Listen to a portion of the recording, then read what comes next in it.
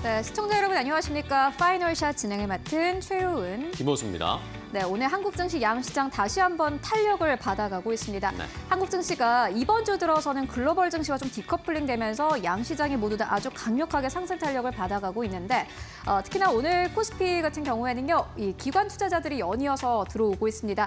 연기금은 순매수 흐름을 이어가고 있고 오늘 코스닥은 무려 1% 넘게 급등세를 나타내고 있는 상황인데요. 코스닥 내에 포진되어 있는 굵직굵직한 제약 바이오주들, HLB, 알테오젠과 같은 기업들이 5에서 7% 넘게 급등하면서 전체 지수를 이끌고 있는 상황입니다. 네. 자, 연기금 말씀해 주셨는데 연기금이 저도 살펴보니까 무려 지금 30거래일째 계속 매수를 하고 있습니다. 시장에 어쨌든 안전판 바닥을 잡아주고 있기 때문에 이런 면에서 이제 우리가 지수나 업종 플레이를 할 수 있는 상황이 만들어졌습니다. 오늘 반도체도 올라가고 원전도 다시 또 힘을 내고 있고 전반적으로 좋은 흐름을 나타내고 있는데요.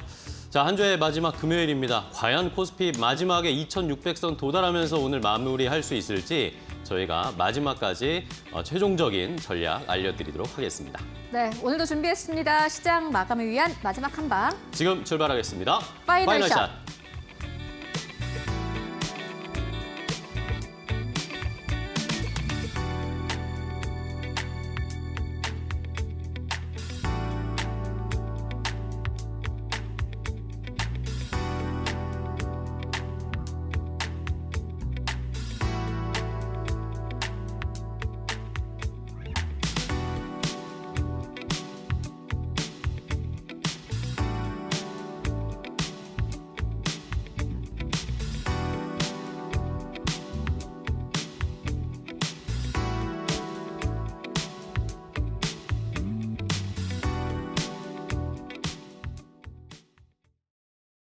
네, 1월까지만 하더라도 코스피의 저항선은 2,500선이었습니다. 2,400선이 깨지기도 했고 2,500선에 부딪히면 금세 코스피 지수가 떨어지긴 했는데 오늘 장중한 때는 2,600선 터치까지 나왔습니다. 위험자산 시장이 계속해서 잘 가고 있는데요. 그런데 특이한 것은 위험자산도 잘 가고 있는데 안전자산인 금도 잘 가고 있다라는 점입니다. 글로벌 증시 안에서 금 가격이 사상 최고치를 연이어서 경신하고 있습니다. 금 가격의 동향 함께 만나볼까요?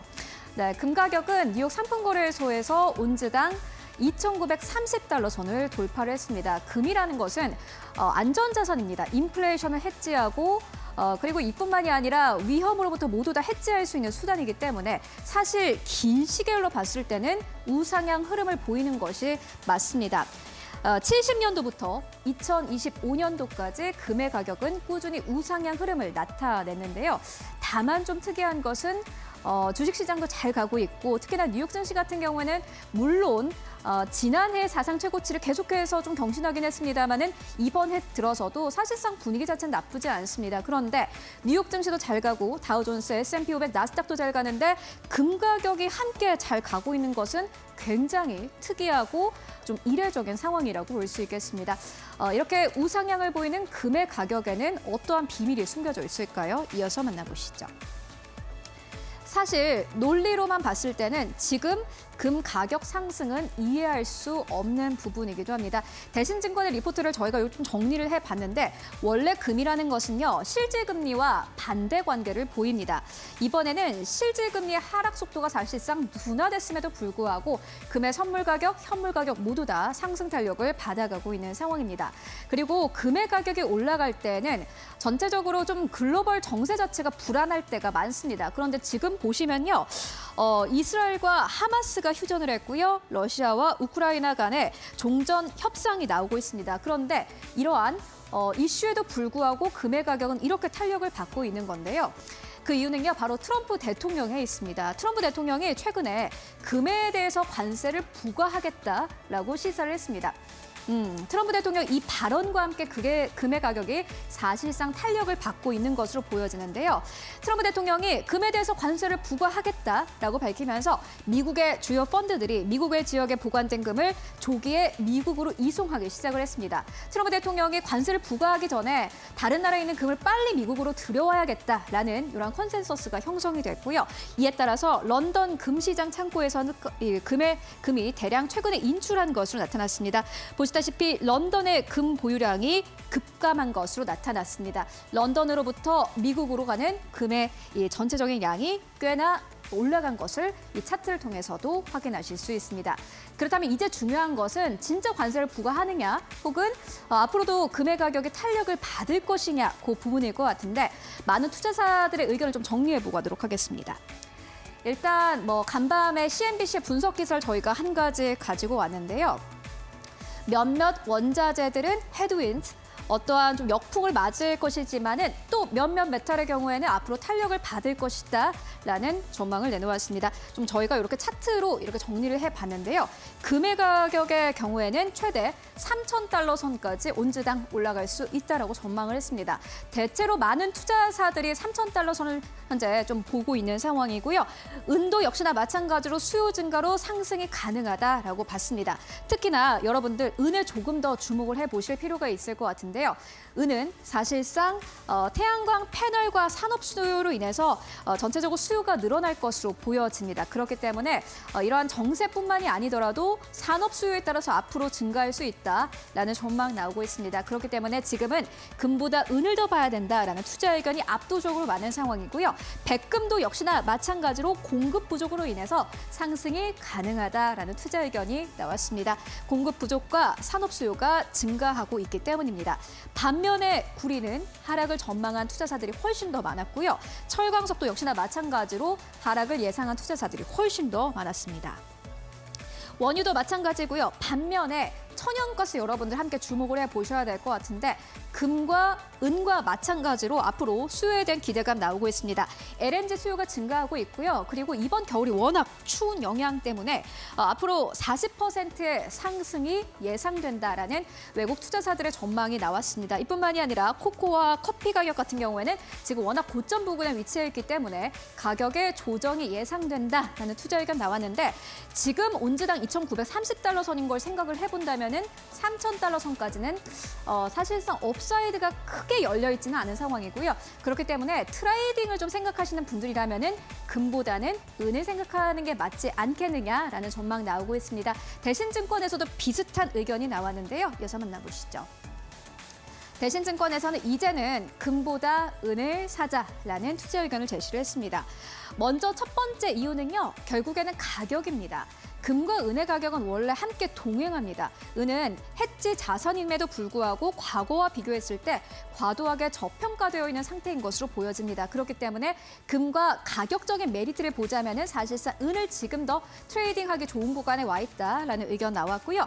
두 번째로는 수요입니다. 앞서서 저희가 만나봤던 수요 측면에서는 태양광 패널 쪽에 들어가는 은의 수요가 높아질 것이기 때문에 은을 조금 더 주목해보자라는 의견이 나왔는데 이번에는 중국과 연결해 볼 수 있을 것 같습니다. 수요 측면에서도 낙관적이다라는 의견이 나왔는데 중국의 지방정부 양회에서 내수 확대가 정책으로 나왔고요.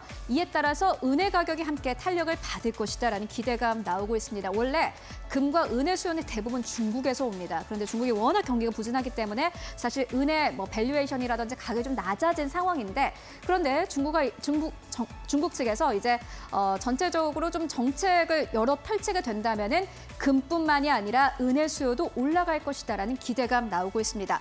실질적으로 은의 가격과 중국의 경기는 같이 가는 측면이 있습니다. 그렇기 때문에 이제 턴어라운드 하려고 있는 중국 경기에 따라서 금보다는 은을 보자라는 전망 나왔습니다.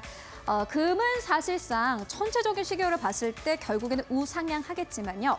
앞으로 10년을 보고 살 것이 아니라면은 지금 어쨌든 간에 가격은 약간 고점 부근에 위치해 있다라는 투자사들의 의견 함께 참고해 보시면 좋을 것 같습니다.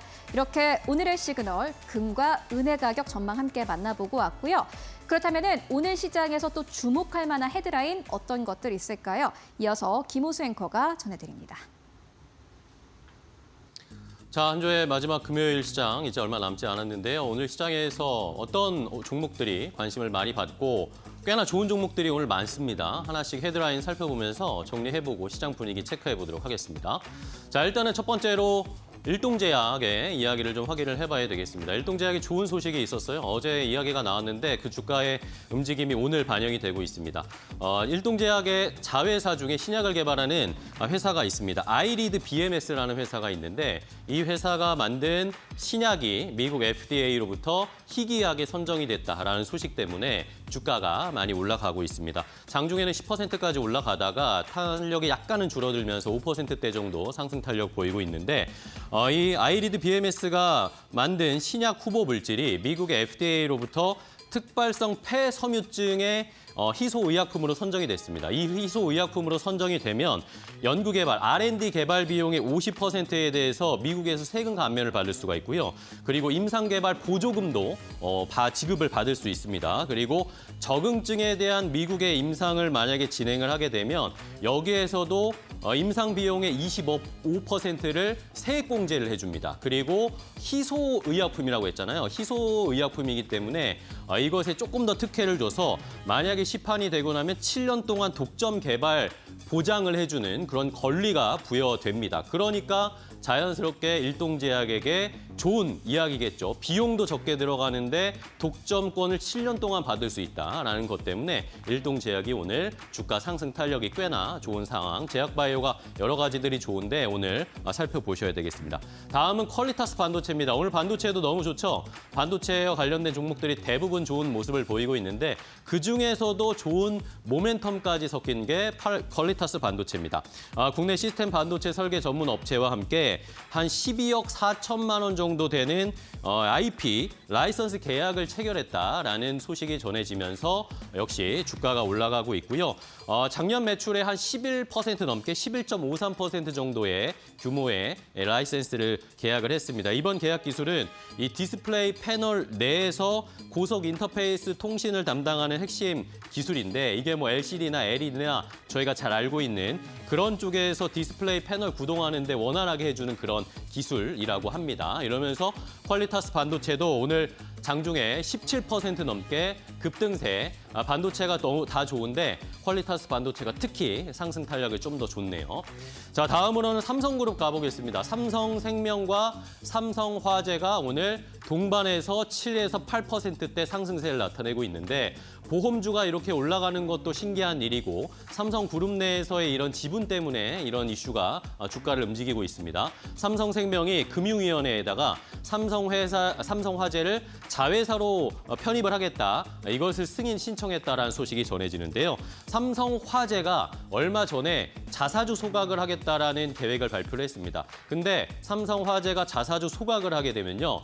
삼성화재가 본인의 자사주의 비중이 5% 이하로 내려가게 됩니다. 근데 반면에 삼성생명은 삼성화재의 지분이 17% 가까이 올라가게 되거든요. 그런데 보험업법상 다른 보험회사가 다른 보험회사의 지분을 15% 넘게 가지고 있을 수가 없게 됩니다. 그런데 예외적으로 금융위가 만약에 자회사를 승인을 해주게 된다면 그러면 15% 넘게 가질 수가 있거든요. 그것 때문에 지금 삼성화재가 삼성생명의 자회사가 될 것이냐 주목이 되고 있고 두 종목이 동반해서 상승세를 나타내고 있습니다.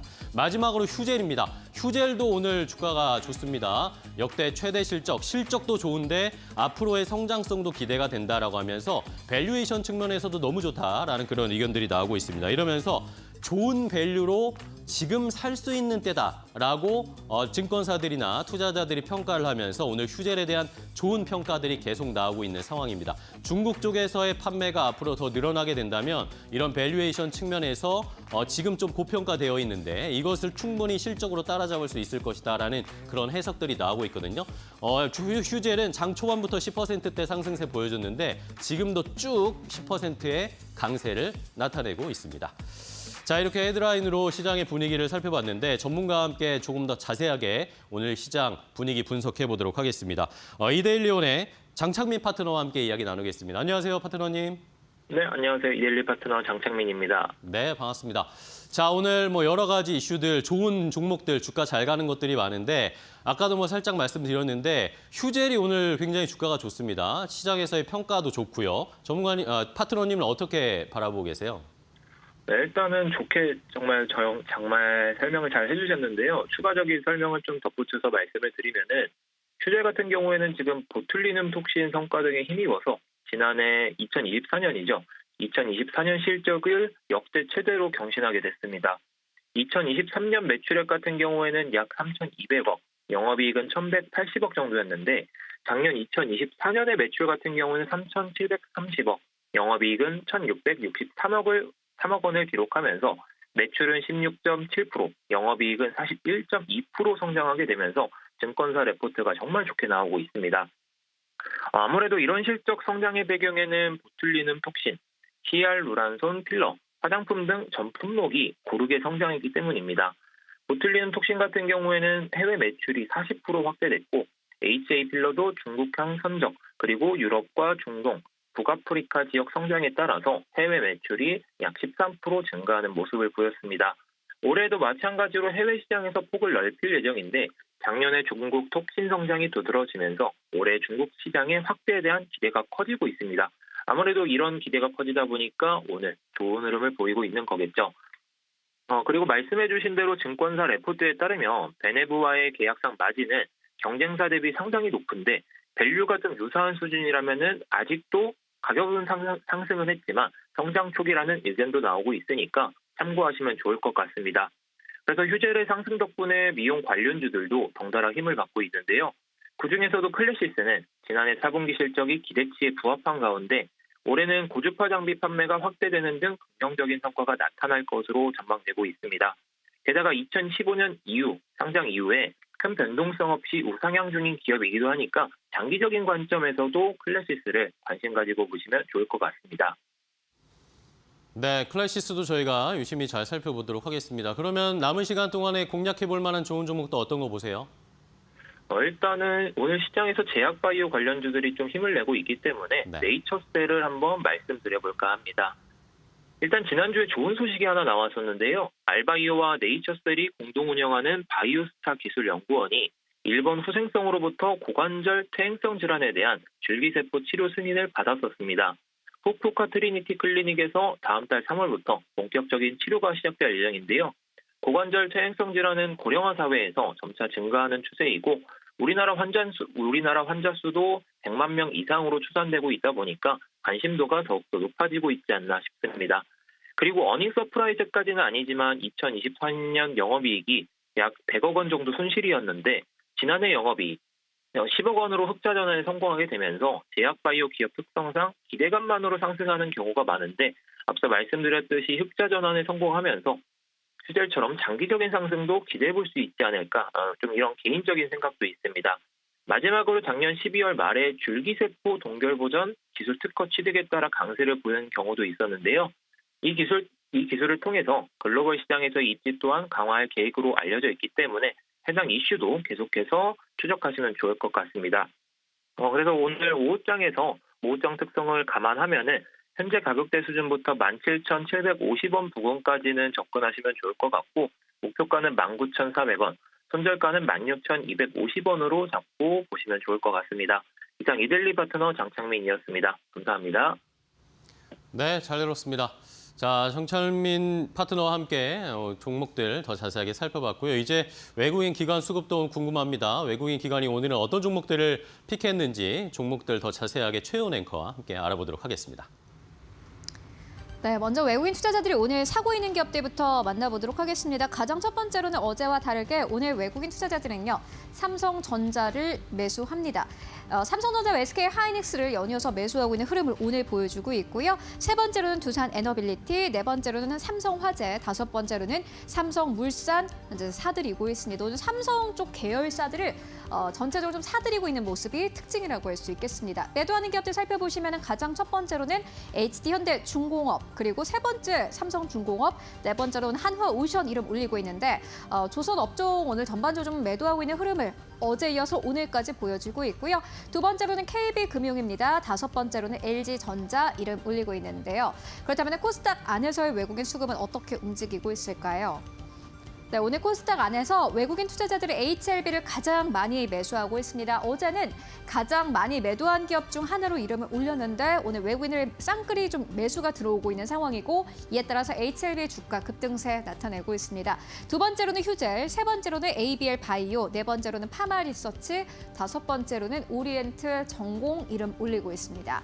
매도하는 기업들 살펴보면은 가장 첫 번째로는 에코프로 BM, 두 번째로는 레인보우 로보틱스, 세 번째로는 BHI, 네 번째로는 대주전자재료, 다섯 번째로는 삼천당제약 이름 올리고 있습니다.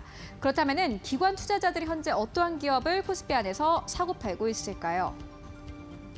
네, 오늘 기관 투자자들 역시나 마찬가지로 가장 많이 매수하는 것은요, 삼성전자입니다. 오늘 외국인과 기관의 매수가 삼성전자로 집중되고 있는 모습을 확인하실 수 있고요. 두 번째로는 두산 에너빌리티, 세 번째로는 KB금융, 네 번째로는 삼성생명, 다섯 번째로는 LG 에너지솔루션 이름 올리고 있습니다. 매도하는 기업들 살펴보시면 가장 첫 번째로는 한화오션입니다. 오늘 한화오션뿐만이 아니라 하나시스템, 하나비전까지 기관 투자자들 한화 계열사들을 전반적으로 매도하고 있는 상황이고요. 네 번째로는 카카오, 다섯 번째로는 현대차 이름 올리고 있습니다. 그렇다면 오늘 코스닥 안에서의 기관 수급은 어떨까요? 네, 오늘 기관 투자자들은 레인보우 로보틱스를 가장 많이 매수하고 있습니다. 최근 들어서 외국인과 기관 투자자들은 레인보우 로보틱스에 대해서 퐁당퐁당 매도 전략을 좀 보여주고 있는데 하루 매수하면은 그 다음은 매도로 또 전환하는 그러한 좀 스탠스를 보여주고 있습니다. 함께 참고해 보시면 좋을 것 같고요. 이어서 두 번째로는 HVM, 세 번째로는 휴젤입니다. 연이어서 4.3 최고치를 경신하고 있는 기업이기도 합니다. 네 번째로는 어보브 반도체, 다섯 번째로는 고영 이름 올리고 있고요. 매도하는 기업들 살펴보시면은 다섯 번째로는 컴투스 이름 올리고 있습니다. 최근 들어서 기관 투자자들은 컴투스와 컴투스 홀딩스 등을 매도하고 있고 네 번째로는 루미르, 세 번째로는 바이넥스, 그리고 두 번째로는 PIE, 첫 번째로는 오름 테라퓨틱스 현재 자리하고 있습니다. 네, 지금까지 외국인 기관 수급 함께 살펴보고 왔습니다.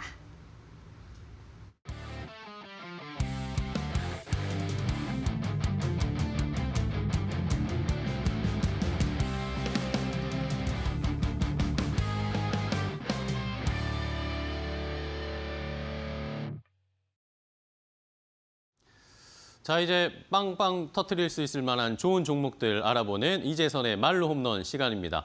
말로 홈런 치는 것처럼 종목들이 주가가 쭉쭉 올라가는 좋은 종목들 잘 골라주시는 이데일리온 이재선 파트너와 함께 하도록 하겠습니다. 파트너님 안녕하세요. 네, 안녕하세요. 네, 반갑습니다. 제가 방송하는 건 같이 방송하는 건 처음인데 네. 그렇게 좋은 종목을 잘 알려주신다고 들었습니다. 네, 이렇게 소개를 해주시니까 저도 오늘 종목이 빵빵 터지는 종목으로 제가 가져와야 될 것 같은데요. 네. 기대에 부응하는 모습 보여드릴 테니까요. 여러분들 편안하게 이번 시간 집중해 주시면은 그동안 해왔던 것처럼 말로 홈런 칠 수 있는 종목들 제가 오늘 소개해드리도록 하겠습니다. 좋습니다. 자, 그러면 오늘 시장 일단은 분위기는 이번 주가 나쁘지 않았어요. 그렇죠? 계속 네. 좋은 종목들이 발굴되고 올라가는 것들이 많았는데 오늘 한 주의 마지막 금요일 시장 오늘 판세 어떻게 보셨어요? 네, 오늘 판세. 오늘이 또 보니까 2월 14일로 이제 발렌타인데이더라고요. 이 발렌타인데이처럼 굉장히 달달한 증시가 아닌가 이런 생각을 한번 떠올려보는 그런 증시가 아닌가 싶습니다. 그래서 그동안 말씀드렸듯이 우리나라 시장 여러분들 그렇게 걱정할 상황이 아니다라고 누누이 말씀드렸습니다. 상승이 있으면은 잠깐의 휴식이 있고 그리고 2차 상승이 또 나온다라고 말씀을 드렸는데요.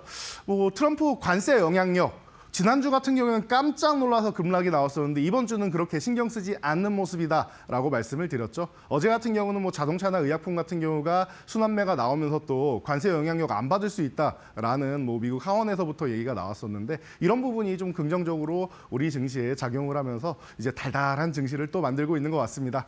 자, 그래서 코스피 차트로 넘어가서 간단하게 우리 증시만 훑고 가면요.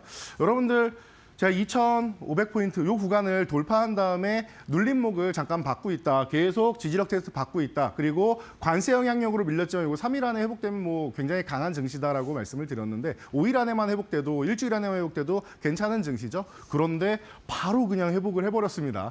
우리 증시가 그동안 너무나도 억눌려 있는 게 억울했다라고 보시면 될 것 같아요. 작년에 계속 바닥권만 이제 내려가다 보니까 여러분들이 심리적으로 좀 안 좋아져 있으신데 이거 버리셔야 된다라고 했습니다. 올해 시장이 굉장히 좋을 거다. 작년에 이렇게 바닥을 칠 때도 제가 계속 똑같이 말씀드렸습니다. 2025년 기대감이 굉장히 크다라고 저는 누누이 말씀드려왔고 미국 시장으로 자꾸 넘어가려고 하시는데 아니다. 이제 2024년 말에는 이 펀드 매니저분들이 이제 다들 수익률 정산하고 포트폴리오 교체하듯이 여러분들도 소확개미에서 이제 다시 한국 증시로 넘어오셔야 되는 타임입니다라고 말씀드렸는데 그에 이제 달달하게 지금 오늘도 이렇게 빨갛게 이렇게 올라오고 있는 거 보니까 그 뷰는 그대로인 것 같고 이 증시가 빨리 올라가지 않는 부분에 대해서 여러분들 좀 이제 아쉽다라고 하시는 분들이 일부 계시는데 제가 아니라고 했습니다. 그 부분도 천천히 올라가야지 여러분들이 계속 순환을 하면서 여러분들의 그 메인 종목들 그리고 소외된 종목들까지 순환을 계속하면서 먹을 자리가 굉장히 커지는 거예요. 수익률을 올릴 수 있는 자리가 커진다라고 계속 말씀을 드렸죠. 그러니까 여러분들 아직까지 뭐 밸류업이나 뭐 관련된 종목들 크게 움직이지 않았어요. 이런 종목들까지도 함께 움직인다라고 하면 빨리 움직일 수 있는데 그 구간은 천천히 와도 됩니다. 그 구간까지 여러분들 1월 효과에 이어서 2월까지 연결된다라고 말씀드린 이런 효과들 계속 누리시면 될 것 같아요. 그래서 1월 효과는 코스피보다는 중소형주 그리고 코스닥에서 이루어진다라고 말씀을 드렸는데 우리가 코스닥 차트를 보면서 얘기를 하면은 조금 더 쉽게 이해가 되실 것 같아요. 코스피도 지금 달달하게 올라오고 있었는데 코스닥 같은 경우는 730포인트를 진작부터 계속 건드려주고 있었고 이미 넘어와서 위에서 추가적인 상승을 노리고 있습니다. 제가 700포인트 후반 정도, 중후반 정도까지는 어렵지 않게 올라갈 겁니다. 투매가 나오고 나서 이 구간까지가 굉장히 쉬운 구간입니다라고 말씀드렸는데 코스닥은 보시면은 코스피처럼 힘들게 가지 않고 편안하게 계속 움직이고 있다. 관세 때문에 지난주 월요일 날 급락 조정을 받았을 때도 제가 0.5에서 1%만 올라가면은 기존에 횡보하던 구간이기 때문에 오히려 저항 구간을 두드리고 쉬었다가 돌파하는 과정이 나올 수 있으니까 여러분들 편안하게 보시면 됩니다. 730은 뭐 강한 저항도 아닙니다라고 누누이 말씀을 드려왔죠. 그렇게 지금 편안하게 우리 증시가 움직이고 있다라는 거. 여러분들이 이렇게 한번 이제 지수를 이제 크게 보면서 스토리를 딱 만들어서 보시면은 좋을 것 같습니다. 자, 그래서 오늘은 빵빵 터지는 종목 제가 드려야 될 것 같은데 어떤 섹터냐라고 여러분들이 물으신다라고 하면은 아무래도 어제는 우주를 갔다 왔으니까 오늘은 다시 지구로 와가지고 이제 휴머노이드 로봇 쪽으로 이제 한번 넘어가 볼 타이밍이 아닌가 싶습니다. 제가 12월 19일 날 나와가지고 여러분들께 18일도 말씀드렸죠. 여러분들께 이제 레인보우 로보틱스부터 시작해가지고 로봇주에 대해서 2025년에는 꼭 보셔야 됩니다라고 미리미리 말씀을 드렸는데 거래일이 열흘도 안 남았다라고 말씀드렸었는데 2025년 되자마자 사실은 연휴 때 여러분들 이미 알고 계셨을 거예요. 삼성전자에서 이제 콜옵션을 행사하는 레인보우 로보틱스부터 시작해가지고 젠슨왕이 이제 피지컬 AI 쪽으로 해서 휴머노이드 로봇에 대해 기대감 채워주었고 트럼프는 로봇계를 또 이제 경호원으로 도입한다라고 하고 일론 머스크는 테슬라의 미래가 휴머노이드 로봇이다. 우리가 이미 이렇게 많은 힌트를 받았던 이런 섹터가 로봇 섹터가 아닌가 싶습니다. 그래서 여러분들이 이런 부분을 작년에 좀 누리셨어야 되는데 작년에 생각보다 이 로봇 관련주들이 너무나도 안 좋아서 이런 부분에 대해서 잠깐 잊고 계시는 분들이 많으실 것 같아 제가 연말부터 계속 소개를 해드렸던 섹터인데 올해의 핵심 섹터가 되고 있다는 거 여러분들 다들 느끼시지 않을까 싶습니다. 그래서 이제 많이 올라왔는데 로봇 섹터 지금도 괜찮습니까? 라고 질문하시는 분들 분명히 많이 계실 거예요. 그 궁금증 오늘 제가 속 시원하게 풀어드릴 테니까요. 이 짧은 시간이에요. 길지 않은 시간이니까 집중력 있게 여러분들 지켜봐 주시기 바랍니다. 네, 알겠습니다. 로봇주를 주목을 해봐야 된다. 휴머노이드 다시 갈 타이밍이 올 거다라는 그런 해석을 해주셨는데 기대를 해봐야 되겠습니다. 어쨌든 지금 이 시장이 순환매 돌면서 계속 하나씩 다 올려주고 있거든요. 로봇주들의 흐름도 저희가 잘 체크해 보겠습니다. 자, 그러면 이제 이재선 파트너와 함께 더 자세하게 종목들을 봐야 되는데 저희가 또 제목이 말로 홈런, 야구 아닙니까? 하나씩 1루에 출루를 시켜야 됩니다.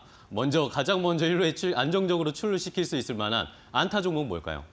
네, 안타 종목은 이제 레인보우 로보틱스를 선정을 했습니다. 제가 지난달에는 이제 12월 달에는 3루타 종목으로 해서 오타준족입니다.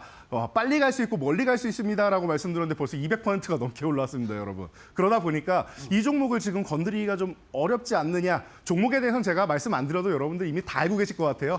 그러다 보니까 대응 전략을 간단하게 말씀드리는 게 나은 것 같습니다. 지금 구간은 신규 지집은 사실 쉽지는 않아요. 그래서 휴식 구간을 좀 노리는 거. 지금 좀 쉬고 있는 건 맞는데 맞는데 휴식 구간을 좀 더 노려서 좀 천천히 여러분들이 좀 기간을 갖고 원하는 가격까지 좀 내려온 다음에 보시는 게 낫지 않나 싶어요. 그래서 이런 부분에 대해서는 제가 이제 뭐 교육방에 항상 올려드리고 있으니까 대응 전략 이제 저도 보면서 이제 좀 판단을 해야 될 것 같습니다. 그래서 잠깐 뭐 일주일, 이주일 이게 아니라 뭐 한 달을 쉬어도 되고 조금 더 쉬어도 되고 하니까 너무 많이 올라왔잖아요. 최근에 SOS 랩이 많이 올라온 다음에 충분히 휴식 취하고 다시 움직이는 거 보셨을 거예요. 조금 더 쉬어야 될 것 같습니다, 저는. 그래서 그냥 올라간다라고 하면 보유자의 영역이다 생각하시면 되고 신규 매수는 조금 기다리시면 좋지 않을까 싶습니다. 그래서 레인보우 로보틱스 가장 뭐 좋은 종목이고 가장 대장주라고 지금 볼 수 있지만 지금은 조금 쉬었다 가는 타이밍이 맞지 않느냐. 그래서 짧게 안타 종목으로 여러분들 선정했으니까요. 지금은 좀 쉬었다가 타이밍이 오면 제가 또 이 말로 없는 시간 여러분들께 말씀드릴 테니까요. 기다려주시기 바랍니다. 네, 알겠습니다. 자, 일단은 레인보우 로보틱스를 첫 번째 안타 종목으로 1루에 출루를 시켰습니다. 삼성 로보틱스로 진짜 간판을 바꿔 달게 될지, 그게 또 주가의 상승 모멘텀이 될지 기대를 해보겠고요. 자, 이제 조금씩 출루를 더 높여볼까요? 장타 한번 노려보겠습니다. 2루타 종목은 뭘까요? 네, 2루타 종목은 원익홀딩스입니다. 이 종목도 제가 기존에 여러분들께 소개를 해드렸던 종목인데요. 메타와 로봇파를 함께 공동 개발한다라는 얘기 여러분들께 말씀을 드렸죠. 메타뿐만 아니라 엔비디아에서도 또 얘기가 나왔습니다. 그래서 이런 부분에 대해서 계속 이제 빅테크 기업들하고 협력을 한다라는 측면이 굉장히 좀 이제 긍정적으로 보이는데요. 바로 원익홀딩스의 자회사 원익로보틱스가 이런 기술력을 가지고 있다. 이 촉각 센서를 탑재한 로봇팔 알레그로핸드 쪽으로 해가지고 계속 좋은 이슈가 나오고 있습니다. 니까 여러분들이 2루타 정도는 충분히 노려볼 수 있을 것 같아요. 레인보우 로보틱스가 너무 많이 올라가서 여러분들 건드리기 어렵다? 그러면은 바닥권에서 아직 크게 움직이지 않은 조금밖에 안 올라왔습니다. 이 종목은. 그러니까 지금이라도 여러분들이 좀 볼 수 있는 수단매를 노릴 수 있는 종목으로 원익홀딩스의 이런 가치를 여러분들이 한번 생각해 보시면 어떨까 싶습니다. PBR도 뭐 0.2배로 절대적인 저평가 구간에 있고 이 기업이 조금만 더 워낙 뭐 테크 쪽으로 이제 진입하다 보니까 이 주주 환원 쪽으로는 아주 적극적으로 하기는 좀 어려운데 이런 부분을 R&D로 계속 투자하는 기업입니다. 그러다 보니까 여러분들이 이런 부분에 대해서 조금 관심을 가져보신다라고 하면은 제가 볼 때는 원익홀딩스 2루타 정도는 어렵지 않은 종목이다라고 다시 한번 소개해드리도록 하겠습니다. 자, 2루타 종목으로 원익홀딩스 주셨어요. 저평가되어 있는, 로봇주지만 아직 주목을 못 받고 있는 0.2배 수준이면은 뭐 충분히 노려볼 만하다. 안정적으로도 투자할 수 있고 2루타까지 수익률도 어느 정도는 기대를 해볼 수 있다라는 취지로 설명을 해주셨는데 저희도 한번 잘 살펴보도록 하겠고요. 자, 이제 조금씩 더 욕심을 내볼까요? 장타 노려보겠습니다. 3루타까지 쭉 갈 수 있을 만한 종목 뭘까요? 네, 오늘 3루타 종목 같은 경우에는 여러분들이 좋아하시는 종목이 아닌가 싶습니다. 뭐죠? 로보티즈입니다. 로보티즈. 네, 로보티즈 같은 경우는 제가 과거부터 이렇게 꾸준히 말씀을 드려왔는데 사실 삼성 같은 경우에도 레인보우 로보틱스를 인수하고 현대차 같은 경우에도 이제 계속 그렇고 이제 LIG 넥슨도 그렇고 다 인수하는 기업들이에요. 그러다 보니까 자체적으로 계속 그동안 이런 로봇 쪽을 기술력을 계속 키워온 기업은 없느냐라고 보면은 저는 LG가 좀 앞서 나가지 않았나 싶습니다. 우리나라의 로보스타 로보티즈를 비롯해가지고 이제 벤처 기업들에 계속 투자를 하고 있었고 미국으로 넘어가서 실리콘밸리에 있는 로봇 관련주들도 LG전자에서 계속 투자를 해왔었기 때문에 LG그룹이 그래도 이제 기술력을 그동안 쌓아온 것들만 본다라고 하면은 노하우가 있지 않느냐라고 많이 말씀을 드렸었는데 이런 측면에서 이제 로보티즈 같은 경우가 이제 LG전자의 실외 배송 로봇 1개미를 40대 본격적으로 도입했다라는 소식 들리셨죠? 저는 과거부터 이제 2022년이었죠. 한덕수 국무총리가 이 로봇 관련 쪽에 국책과제 알아보면서 직접 방문한 기업 이렇게 리스트 보면은 제일 먼저 간 데가 로보티즈였습니다. 그 정도로 이제 국가에서도 관심을 갖고 지켜보는 기업이 아니겠느냐라는 측면에서 여러분들 정부하고 함께 협력할 수 있는 기업이다라고 하면은 여러분들도 관심을 많이 갖지 않겠습니까? 그래서 정부 정책에 반하지 말라라고 했는데 그에 편승해서 함께 갈 수 있는 기업이 바로 로보티즈다. 그래서 최근에 주가 상승도 굉장히 좀 좋았던 것 같습니다. 그래서 뭐 휴식 구간을 지금 찾고 있는데 충분히 휴식을 취하면서 여러분들 다시 한번 또 제2의 도약기도 노려볼 수 있는 종목이니까요. 여러분들 LG그룹 관련 쪽에서 다들 이제 삼성이나 뭐 현대나 뭐 이런 쪽 많이 보시는데 저는 LG그룹도 좀 유심히 여러분들이 좀 보셔야 되지 않나 싶어요. 그래서 이 로보티즈 같은 경우를 여러분들이 함께 보시면서 자율주행 로봇 쪽 같은 경우에는 이제 로보티즈가 우리나라에서는 또 혁신적인 기술을 가진 기업이다. 앞서 나가는 기업이다라는 거 다시 한번 또 생각하면서 여러분들 LG전자 관련된 기업들도 함께 보시면 좋을 것 같습니다. 네, 자 로보티즈까지 3루타 종목을 확인을 해봤습니다. 삼성이 레인보우 로보틱스를 인수하는 절차를 보고서 우리가 학습하면서 투자할 수 있겠죠. 말씀해 주신 것처럼 LG 쪽에 대기업의 어쨌든 수혜를 받을 수 있는. 그런데 플러스 알파로 정부 정책까지 함께 엮인다면은 모멘텀이 2배로 반영이 될 것 같습니다. 로보티즈까지 함께 확인을 해봤고, 자 그러면 이제 말로 홈런 종목 알아보기 전에 그 전에 이재선 파트너가 알려주셨던 이 말로 홈런 종목들 어느 정도의 수익이 빵빵 터졌는지 함께 확인을 해보도록 하겠습니다. 한번 체크해 주시죠. 네, 그동안 수익률이 빵빵 터진 종목들 여러분들이 이미 많이들 확인하셨을 텐데요. 계속 수익률이 갱신되고 있습니다. 1월의 목표는 말로 없는 종목 3종목까지 나오는 거다 말씀드렸는데 열흘 만에 달성했죠. 자, 2월의 목표는 100% 넘는 거다라고 말씀드렸는데 이 세 자릿수 수익률이 2종목이 나왔습니다. 그리고 이것 또한 열흘 만에 달성을 했어요. 우리 말로 없는 코너가 이제 10이라는 숫자, 뭐 매달 10일마다 이렇게 목표치를 좀 조기 달성을 하고 있는데요. 그러고 나서 추가적으로 계속 올라오고 있습니다.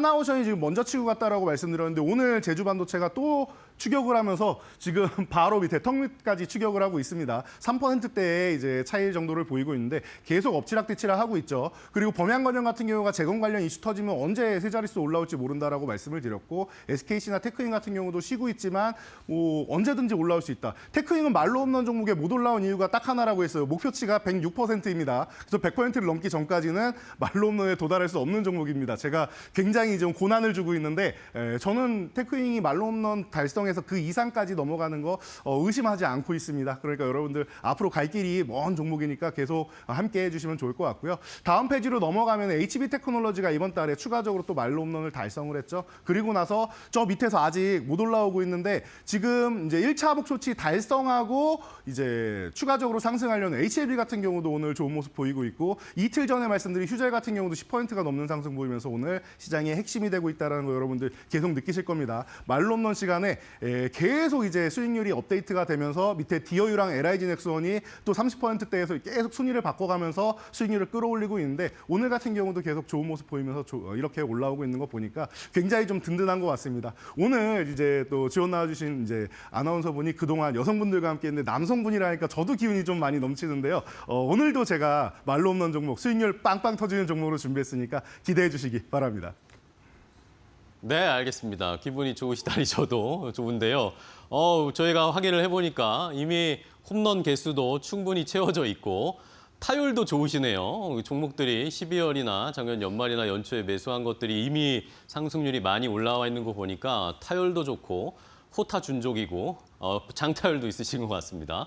자, 그럼 마지막으로 오늘 제일 궁금한 종목이죠. 오늘 저희가 알아볼 오늘 또 빵빵 터뜨릴 수 있을 만한 오늘의 말로 홈런 종목은 뭘로 선정하셨어요?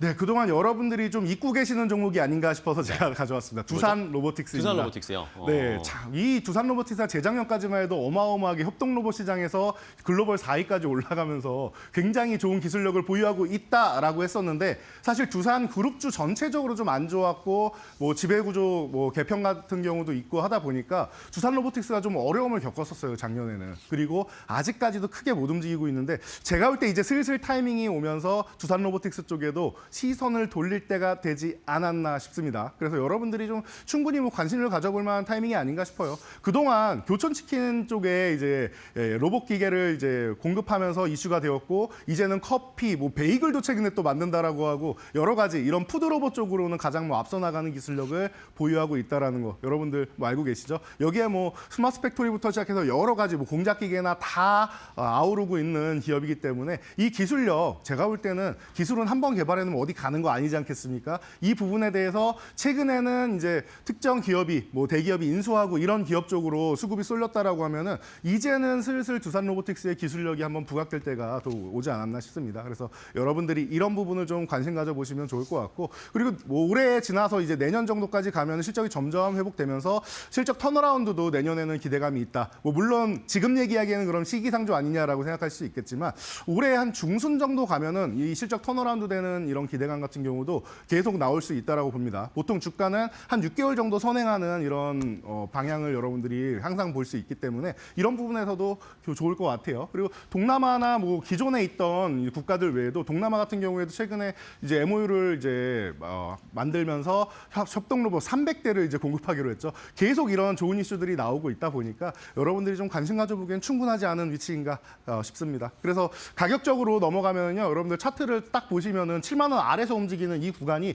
저는 너무나도 좋아 보이는 구간인 것 같아요. 그래서 비싸게 사지 말고 7만 원 아래서만 음봉 나올 때마다 오늘처럼 이렇게 모아갈 수 있는 구간 준다라고 하면은 감사합니다 하고 여러분들이 좀 관심 가져볼 수 있는 그런 구간이 아닌가 싶습니다. 그리고 1차 목표치는 이제 8만 5천 원, 2차 목표치는 뭐 10만 원 이렇게 올리면서 여러분들이 편안하게 보시면 될 것 같아요. 그래서 지금 구간부터 10만 원까지만 가도 좀 든든하게 여러분들이 보실 수 있는 위치가 아닌가 싶고요. 그리고 아래로 내려온다라고 하면 6만 3천 원 구간 이탈하면 리스크 관리 정도까지는 여러분들이 한다 생각하시면은 제가 볼 때는 아직 움직이지 않았고, 그리고 수급은 지금 들어오고 있다는 건 확인이 되고 있어요. 그래서 안 올라간 게 신기할 정도의 기업이니까요. 여러분들이 관심 갖고 이 종목이 또 빵빵 터지는 수익률 기대해 보도록 하겠습니다.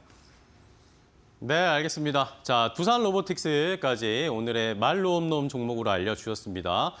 두산 로보틱스가 뭐 상장될 때 관심을 너무 많이 받아서 주가가 엄청 올라갔다가 그 뒤로 관심이 좀 관심권 밖에서 벗어났죠. 다른 로봇주들을 공략하신 분들이 많으셨을 텐데 올해는 뭔가 실적의 턴어라운드에 시그널을 주지 않을까. 그러면서 다시 한번 주가가 지금 낮은 위치에 있으니까 공략해보기 좋은 자리라고 설명을 해주셨어요. 저희도 로봇주들 자세하게 한번 추이 살펴보면서 투자 전략 세워보도록 하겠습니다.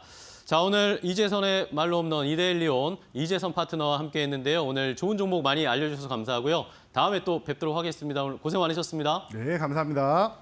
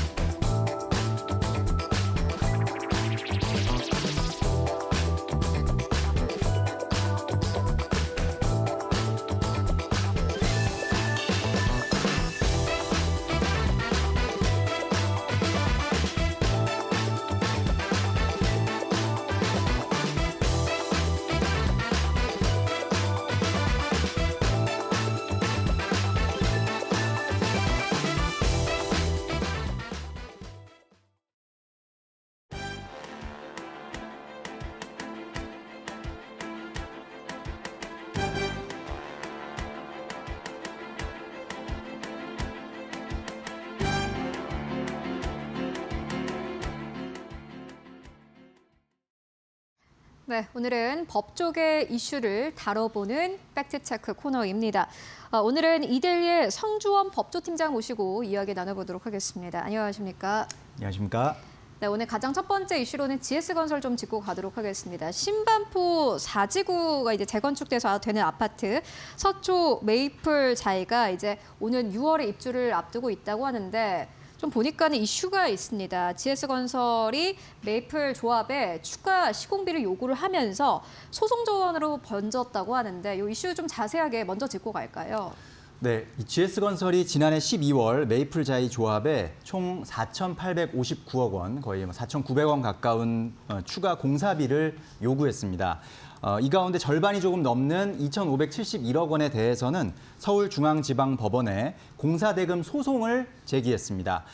이 2,571억 원 공사대금 소송의 그 세부 항목을 좀 살펴보면 건설 환경 변화에 따른 공사비 약 1,000억 원, 그리고 일반 분양 세대수 감소로 인한 분담금 증가분에 대한 금융비용 약 800억 원 정도, 그리고 착공 전 물가 상승분 300억 원 정도가 이 공사대금 소송 비용에 이제 포함이 되어 있습니다. 그리고 소송으로는 진행하지 않지만 나머지 추가 공사비 요구한 것 중에 나머지가 한 2,300억 원 정도 되는데, 이 부분은 이제 설계 변경 혹은 특화에 따른 비용입니다. 이 부분은 GS건설이 한국부동산원에 검증을 요청한 상태입니다. 그러니까 이제 GS건설이 새로운 아파트 올리는데 생각보다 돈이 더 많이 들었으니 돈을 더 달라, 이런 입장인 것 같고, 네. 그런데 보니까는 이게 이제 아마 과거에 했던 협상에서 뭔가 좀 변경이 됐으니까 이런 이슈가 나왔을 것 같은데, 과거에는 어떻게 협상이 됐습니까? 네, 이게 이제 처음에 2017년에 처음 GS건설이 시공사로 선정이 됐는데요.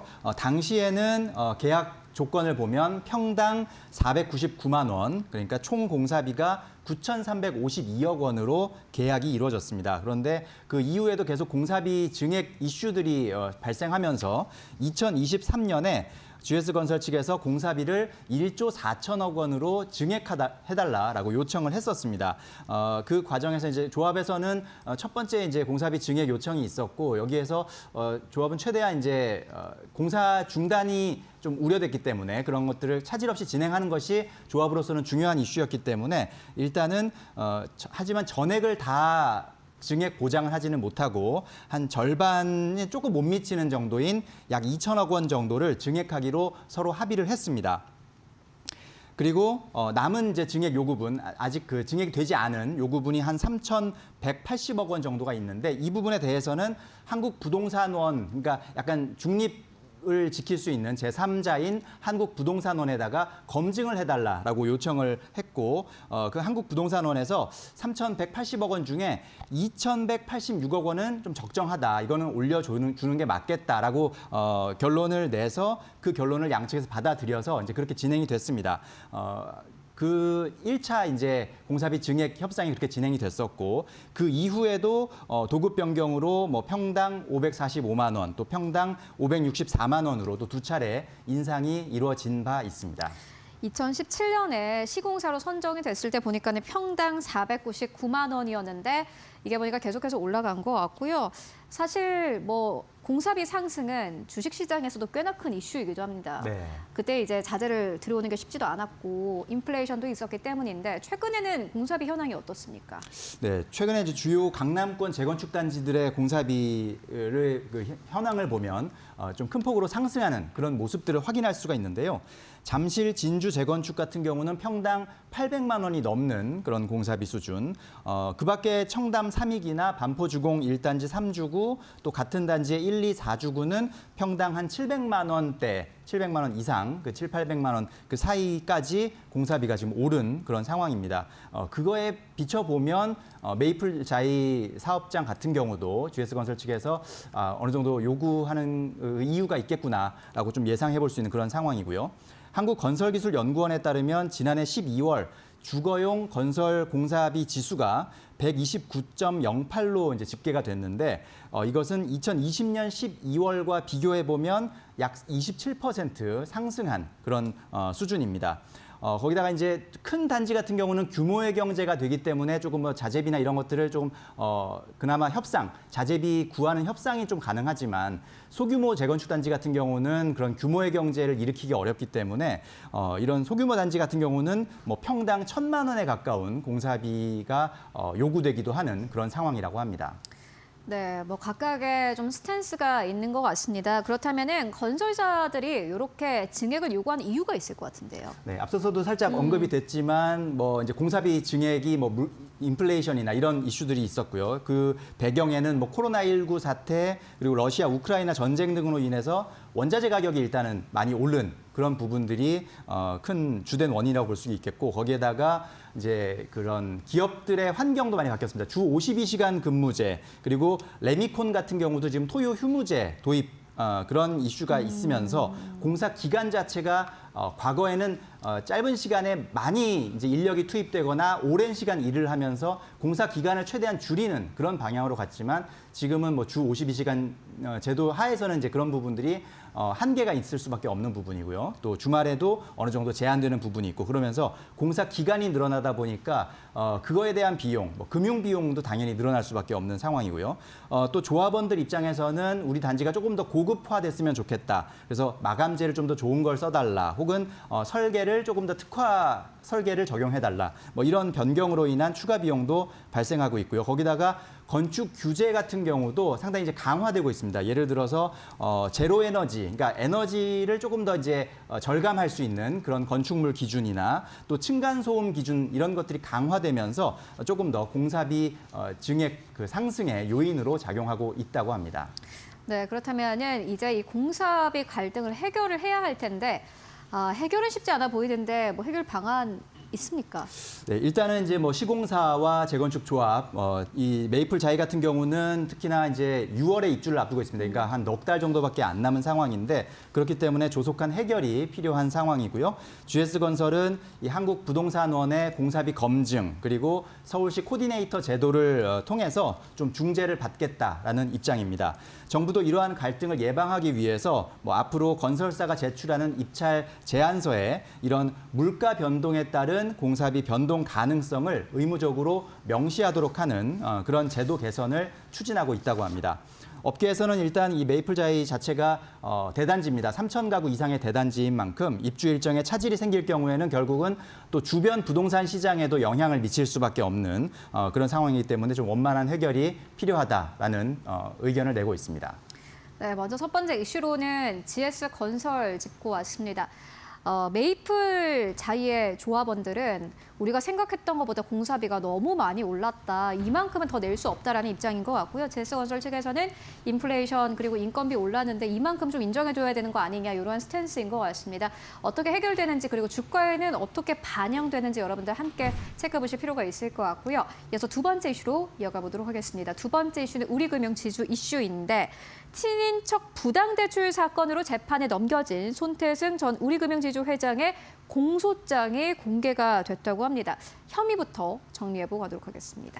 네, 손태승 전 회장은 지난 2021년 9월부터 2023년 8월까지 처남 김모 씨가 운영하는 회사에 23차례에 걸쳐서 517억 원의 그 불법 대출을 해준 그런 혐의로 기소가 됐습니다. 이 대출금으로 처남과 함께 부동산을 매입하고 되팔아서 시세 차익을 얻은 것으로 지금 파악이 되고 있고 그러면서 그 과정에서 또 처남으로부터 고가의 승용차를 받은 것으로도 조사가 됐습니다. 특히 그런 대출금 517억 그 불법 대출 중에 한 433억 원은 아직 상환되지 않은 상태라고 하고요.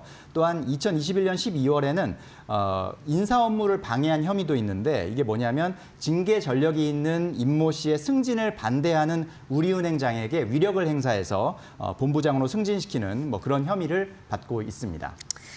내부 보고가 있었다고 하는데 그런데 부당대출이 어떻게 해서 계속 이어지게 됐는지도 궁금합니다. 네, 검찰 공소장에 따르면 이 손 전 회장이 이 최소 4차례 내부 보고를 받은 것으로 파악이 됐습니다. 그러니까 2018년부터 처남이 지금 대출 브로커로 활동하고 있다. 그리고 또 우리은행 명예 지점장 명함을 갖고 다닌다. 이런 이제 내부 보고가 손태승 전 회장에게도 보고가 됐다고 파악을 검찰에서는 하고 있습니다. 특히 한 직원은 이게 회장님에게도 좋지 않으니까 조치를 취하시는 것이 좋겠다라고까지 보고를 했지만 이에 대해서도 손 전 회장은 무시를 했다고 합니다.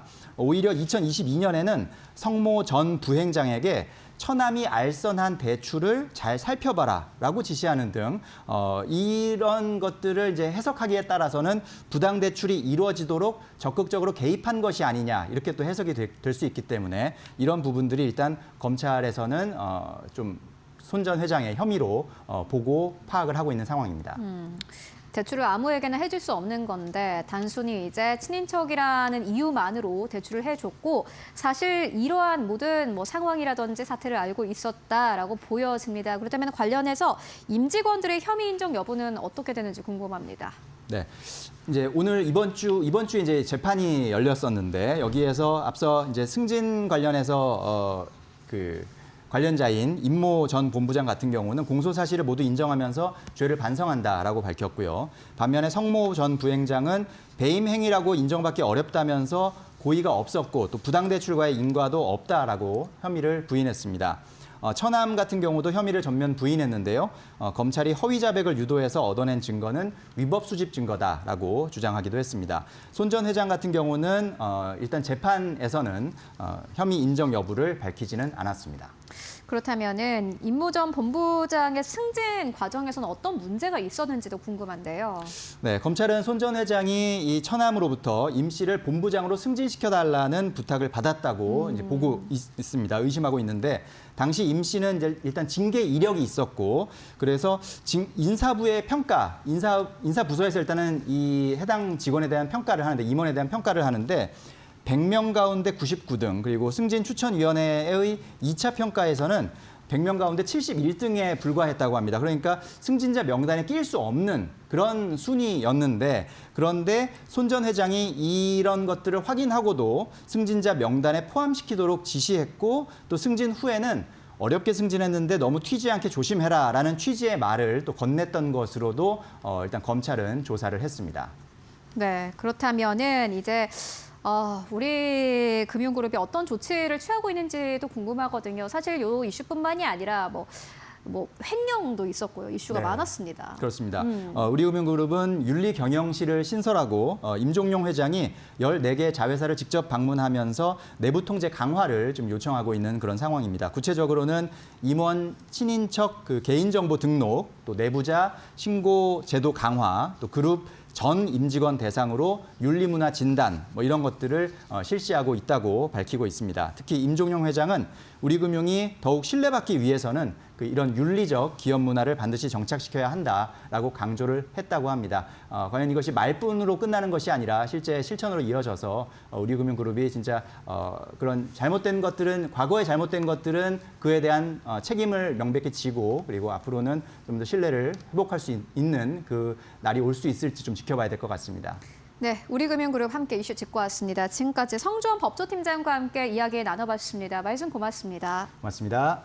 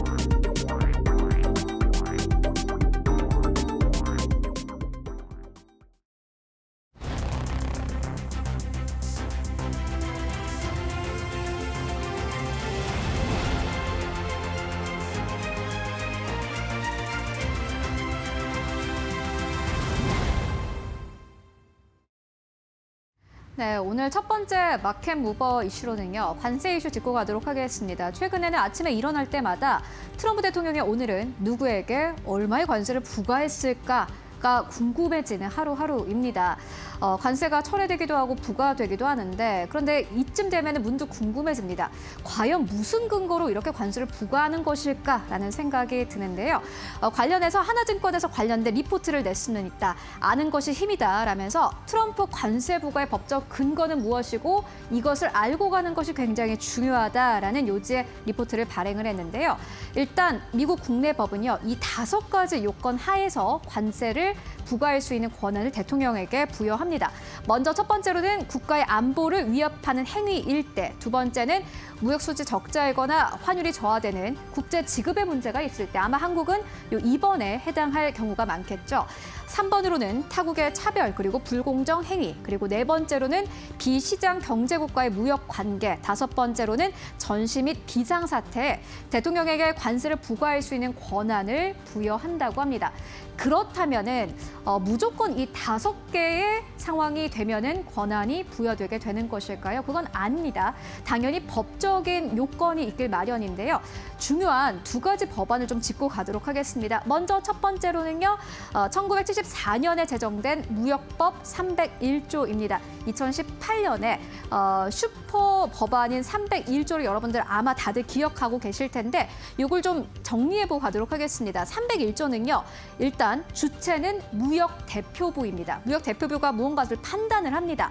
다른 국가가 미국과의 무역협정에서 보장된 권리를 부정하거나 부당하고 불합리하며 차별적인 행위를 통해서 미국의 상업을 부담 또는 제한을 준다라고 보시다시피 무역대표부가 판단을 하게 되면요.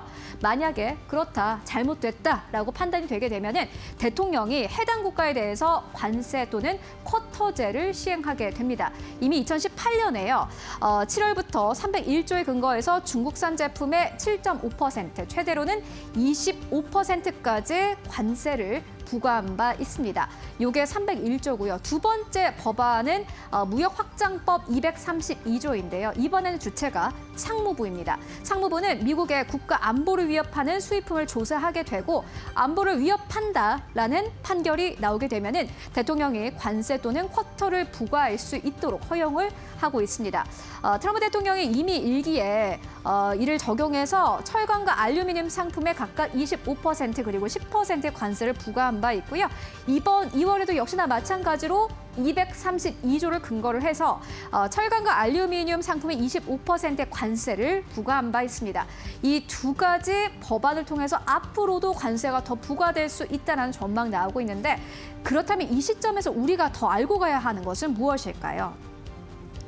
여러분들 최근에 트럼프 대통령이 보편 관세, 상호 관세를 주로 이야기하시는 걸 들으셨을 것 같습니다.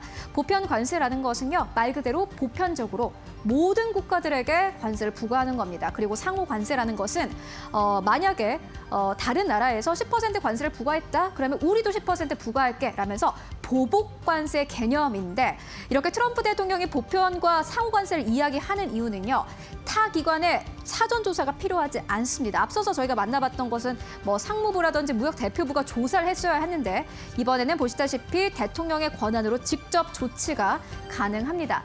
한국에게는 IEEPA 사용 가능성이 높다라고 하는데요. 이 IEEPA는요, 보시다시피 emergency가 들어가게 됩니다. 전쟁, 국가안보, 외교정책, 경제에 대해서 특이하고 이례적인 국제적 위협에 대응해서 모든 형태의 무역을 규제하고 자산을 동결할 수 있도록 허용하는 방안인데요. 한국에게는 이 IEEPA를 적용할 가능성이 크다라는 이야기 나오고 있습니다. 대통령이 스스로 선언한 비상사태 타국과의 경제 거래를 규제할 권한을 부여하게 되는 건데요. 앞서서 만나봤던 이 법안이랑 약간 다른 것은 다른 이 기관의 조사가 필요하지 않다라는 점입니다.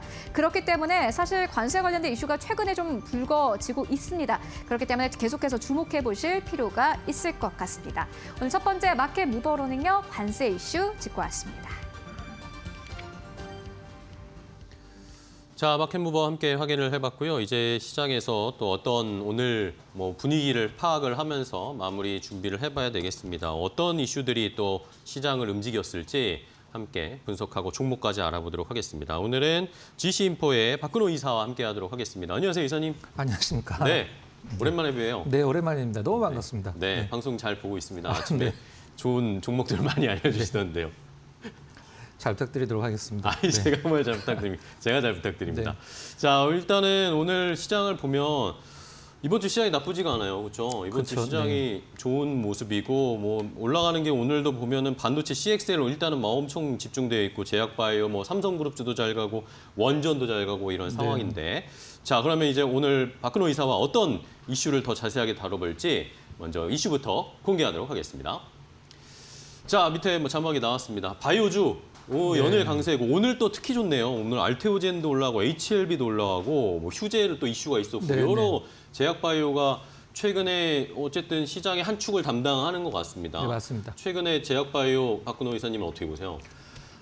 저는 일단 두 부류로 좀 나눠야 될 필요성이 있다고 생각을 하고 어떻게요? 있어요. 그러니까 실질적으로 이제 돈을 버는 기업과 이제 미래의 어떤 그 희망만으로 시가총액이 높은 기업, 아. 그렇게 우리가 보통 무슨 바이오, 네. 무슨 테라퓨틱스 이런 류의 기업들은 저는 희망을 파는 기업. 예, 네. 비유를 이렇게 하거든요. 사법시험 보는 사람이랑 좀 똑같다라고 생각을 하거든요. 아, 그러니까 될 거야, 될 거야. 네, 올인을 이러면서. 하는 거지. 인생을 올인을 해서 되면은 정말 뭐 개천에서 용나듯이 인생 역정이 가능하지만 그쵸. 만에 혹시라도 안 된다라고 하면 사실 안 되는 걸 바라진 않습니다만 안 된다라고 하면은 그걸 갖고 있는 그쵸. 주주분들은 굉장히 큰 고통이 좀 대책이 없어집니다. 그렇죠. 예. 그래서 저는 일단 실질적으로 돈을 버는 기업들도 뭐 그런 어떤 뭐 텐백어가 날 수 있는 바이오 기업들도 사실 좋긴 합니다만은 그런 바이오 기업들의 어떤 특징이 뭐냐면 우리나라 바이오 기업들은 뭔가를 하고 있다 그러면은 그거를 이미 달성했을 때 시가총액을 먼저 주고 있어요. 실질적으로는. 그쵸. 이미 주가 올려놓고 네, 그 다음에 그렇죠. 따라간다는 건데. 그래서 그게 실패를 했을 때는 이게 이제 주가 꺼지죠. 하락이 네. 훅 꺼지는 리스크가 있고 최근에 좀 가장 좋은 것은 삼성 바이오로직스가 실질적으로는 뭐 대장으로 바이오 쪽의 네, 그쵸. 분위기를 좀 네. 잡고 있죠. 가격도 그래서 좋고요. 저는 뭐 하나 꼽으라고 하면 사실 셀트리온을 탑픽으로? 꼽고 싶은데 뭐 셀트리온. 탑픽은 삼성 바이오로직스지만 아, 가격이 비싸니까. 그렇죠. 네, 윗단을 얼마만큼 열어놔야 될지 지금 좀 약간 그 산정이 좀 힘들어서 셀트리온은 제가 봤을 때는 좀 약간 턴이 안 왔다? 약간 이런 정도의 느낌입니다. 이제 순서가 안 왔지. 그쵸. 그 셀트리온 쪽으로 순서가 오면 지금 기관이나 외국인적 수급이 워낙에 지금 받쳐주질 않아서 1년째 같은 가격이거든요.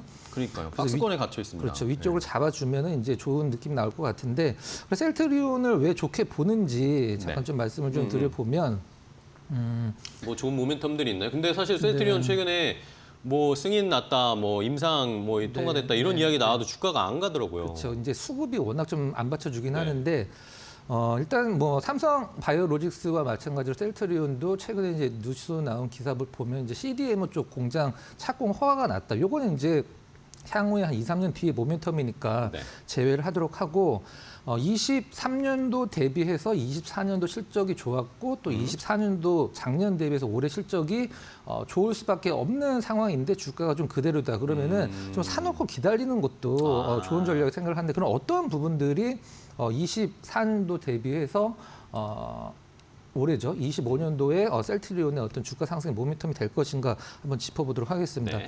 근데 시장에서 이제 보통 이 약 이름들은 사실 입에 좀 약간 붙지가 않아요. 어려워요. 무슨 맙, 무슨 립 뭐 이런 식으로 표현이 많이 되기 때문에 근데 일단 유럽 쪽에서 유통되는 이름과 미국 쪽에서 유통되는 이름은 완전히 좀 다르기 때문에 우리가 보통 렘시마라고 이제 표현되는 셀트리온의 대표 약품 주로 유럽 쪽에서 이제 유통되는 이름이고 미국 쪽에서는 다른 이름으로 불리죠. 이제 지금 최근에 셀트리온에서 가장 좀 포커싱이 되고 있는 단어가 진펜트라라는 그 약이에요. 네네네. 진펜트라는 미국 쪽에서는 이제 진펜트라 불리지만 유럽 쪽에서는 렘시마 SC라고 부르거든요. 우리가 SC라는 단어는 우리가 알테오젠을 많이 시장에서 이제 회자가 되면서 많이 들어보셨을 거예요. 네. 그 이제 피하 주사라고 이제 우리가 보통 링겔로 만든 정맥 주사가 아니라 그거를 이제 피하 주사를 만든 기술 때문에 이제 알테오젠이 많이 주가가 올라갔죠. 렘시마를 이제 그 정맥 주사가 아니라 피하 주사로 바꾼 게 이제 렘시마 SC가 미국에서 이제 진펜트라라고 이제 불리우는데 요게 이제 작년에 본격적으로 유럽에서 좀 약간 이제 매출이 많이 올랐는데 올해는 미국에서만 1조 원 매출을 기대를 하고 있는데 우리가 보통 미국 사시는 분들이나 이민 가시는 분들이 가장 힘들어하는 게 뭐냐면 병원비가 너무 비싸요. 의료비 비싼 거. 의료비 너무 비싸죠. 그래서 가장 중요한 게 이제 이게 보험 급여 항목으로 들어가는 게 가장 중요하거든요. 근데 지금 이제 뭐 셀트리온에서 밝히기로는 이제 미국에 이제 공보험도 있죠. 공보험도 있고 사보험도 있고 사보험이 굉장히 좀 중요한데 이 공보험 사보험을 미국 전역을 거의 다 커버를 했다라고 이제 셀트리온이 밝히고 있어요. 그래서 그 부분들이 이제 가장 좀 모멘텀이 될 것 같고 작년은 이제 24년도 실적은 매출은 엄청 좋았죠. 이제 23년도에 2조 원대였다가 작년에 이제 3조 원대 중반까지 3조 5천억 정도 나오면서 매출이 너무 좋았는데 영업이익은 좀 약간 쏘쏘했습니다. 그 부분이 좀 약간 아쉽지만 작년 4분기만 보면 진짜 뭐 엄청 컴텀 점프를 할 정도로 작년 4분기만 보면은 23년도 대비해서 24년이 매출이 한 160% 늘었고요. 영업이익은 거의 뭐 1000% 가까이 980%가 늘었습니다. 요 이제 진펜트라나 아니면은 뭐 유방암 관련돼서 백어질 만하는 부분들이 이제 유럽에서 원래 오리지널 약을 제끼고 바이오 시밀러임에도 불구하고 이제 처방 1위를 했기 때문에 올해 이제 그 좋아질 텐데 우리가 이제 실적이 좋아지면 주가가 같이 따라서 올라간다라고 하면 주식하기 정말 어렵진 않을 것 네네. 같아요. 근데 실적이 좋아지는데 주가가 안 올라가고 오히려 떨어지는 경우가 비일비재하기 때문에 그 부분이 힘든 건데 일단은 뭐 어떤 바이오 쪽에 특별한 악재가 없다라고 하면은 셀트리온의 올해 이제 뭐 4조 원 찍는 건 거의 예정이 돼 있기 때문에 지금 이제 차분히 사놓고 지금 외국인 기관 수급이 좀 약간 이렇게 밑으로 내려가고 있는 상황이에요. 차트를 보면은 그냥 이제 하나만 이제 기관이나 외국인 한쪽만 이제 위쪽으로 매수 쪽으로 턴을 해준다라고 하면 1년 동안 지금 현재 뭐 18만 원 전후에서 이제 움직이고 있는 상황인데 네. 20만 원, 그다음에 뭐 25만 원 이런 식으로 한 24년도 초반 고점 정도 넘는 것은 사실 실적만 보면 그렇게 어려운 일은 아니다. 이렇게 저는 개인적으로 판단을 하고 있습니다. 알겠습니다. 자, 셀트리온을 골라주셨어요. 제약바이오 탑픽은 3바인데 가격이 너무 높으니까 이제 다음 차례로 턴이 있을 만한 종목을 기다리자. 뭐 때마침 오늘 외국인 기관이 셀트리온 매수를 하네요. 이런 상황을 잘 살펴보시면서 대응을 하시면 좋을 것 같습니다. 자, 첫 번째로 함께 시장에서 탑픽을 골라봤고요. 자, 또 시장을 움직이는 이슈 여러 가지가 있는데요. 하나 더 확인해 볼까요? 최훈 앵커와 함께 체크해 보겠습니다. 네, 이번 주 들어서 많은 굵직굵직한 기업들의 실적을 발표하고 있습니다. 그 가운데서 또 화두가 되고 있는 기업은 카카오가 될 것 같은데요. 어제 카카오가 최종 모든 실적을 발표를 했습니다. 그리고 오늘 아침에 관련된 리포트가 발행이 됐는데 보시다시피 4분기 같은 경우에는 1조 9천억 원 가량의 매출이 집계가 됐습니다. YOY 기준으로 했을 때 2% 넘게 줄어든 것으로 나타났고요. 4분기 기준으로 했을 때 매출은 2조 원대 가깝게, 그리고 영업이익은 보시다시피 1,000억 원대입니다. 사실 매출이 거의 2조 원 가까이가 되는데 영업이익이 약간 아쉽죠. YOY 기준으로 했을 때 33% 넘게 줄어든 것으로 나타났습니다. 톡비즈의 경우에는 전년 동기 대비했을 때 4.7% 넘게 늘어났는데 좀 아쉬운 부분이 컨텐츠 쪽인 것 같습니다. 12% 넘게 줄어든 것으로 나타났고요. 보시다시피 컨텐츠 매출은 계속해서 좀 부진한 흐름을 나타내고 있습니다. 영업 비용도 늘어났습니다. 돈은 더 많이 쓰고 있는데 영업이익은 줄고 있는 상황이다라고 보시면 될 것 같습니다. 그런데 증권사에서는 이렇게 얘기를 합니다. 실적 부진은 예고가 된 거고 앞으로 2025년의 방향성은 더욱더 명확해지고 있다라고 설명을 했는데요. 그렇다면은 2025년에는 어떠한 방향성을 현재 가지고 가고 있을까요? 이어서 만나보시죠. 네, 가장 첫 번째로는 카카오톡 개편입니다. 올해 화두는 두 가지 있는데 카카오톡 개편 그리고 AI가 될 것 같습니다. 이번 해에 카카오는 카카오톡을 개편한다고 합니다. 이 카카오톡 개편을 통해서 엄청난 광고 효과를 얻을 수 있다는 게 투자 포인트인 것 같습니다. 카카오톡 개편의 경우에는요, 컨텐츠 발견과 탐색할 수 있는 영역을 출시한다라고 했는데 해당 섹션에는 이미지, 동영상, 숏폼 등 다양한 컨텐츠가 피드 형태로 제공이 될 예정입니다. 말 그대로 SNS 기능, 인스타그램과 같은 이러한 기능을 카카오톡에 넣겠다라는 건데요. 이를 통해서 개편을 통해서 광고 인벤토리가 추가가 되고요. 해당 성과가 하반기부터 본격적으로 반영될 예정입니다. 톡비즈 매출 성장률 상승으로 이어질 전망이다라는 코멘트가 나왔고요. 두 번째로는 인공지능입니다. 카카오톡 개편뿐만이 아니라 AI가 사실 최근에는 카카오를 끌어올리고 있는 모멘텀 중 하나가 될 것 같은데 카나나를 시작으로 카카오톡의 커머스, 지도 등 주요 기능에 AI 기능이 추가될 예정이라고 합니다. 우리가 이미 편하게 쓰고 있는 앱에 AI 기능을 추가하게 되면 얼마나 더 편해지게 될까요?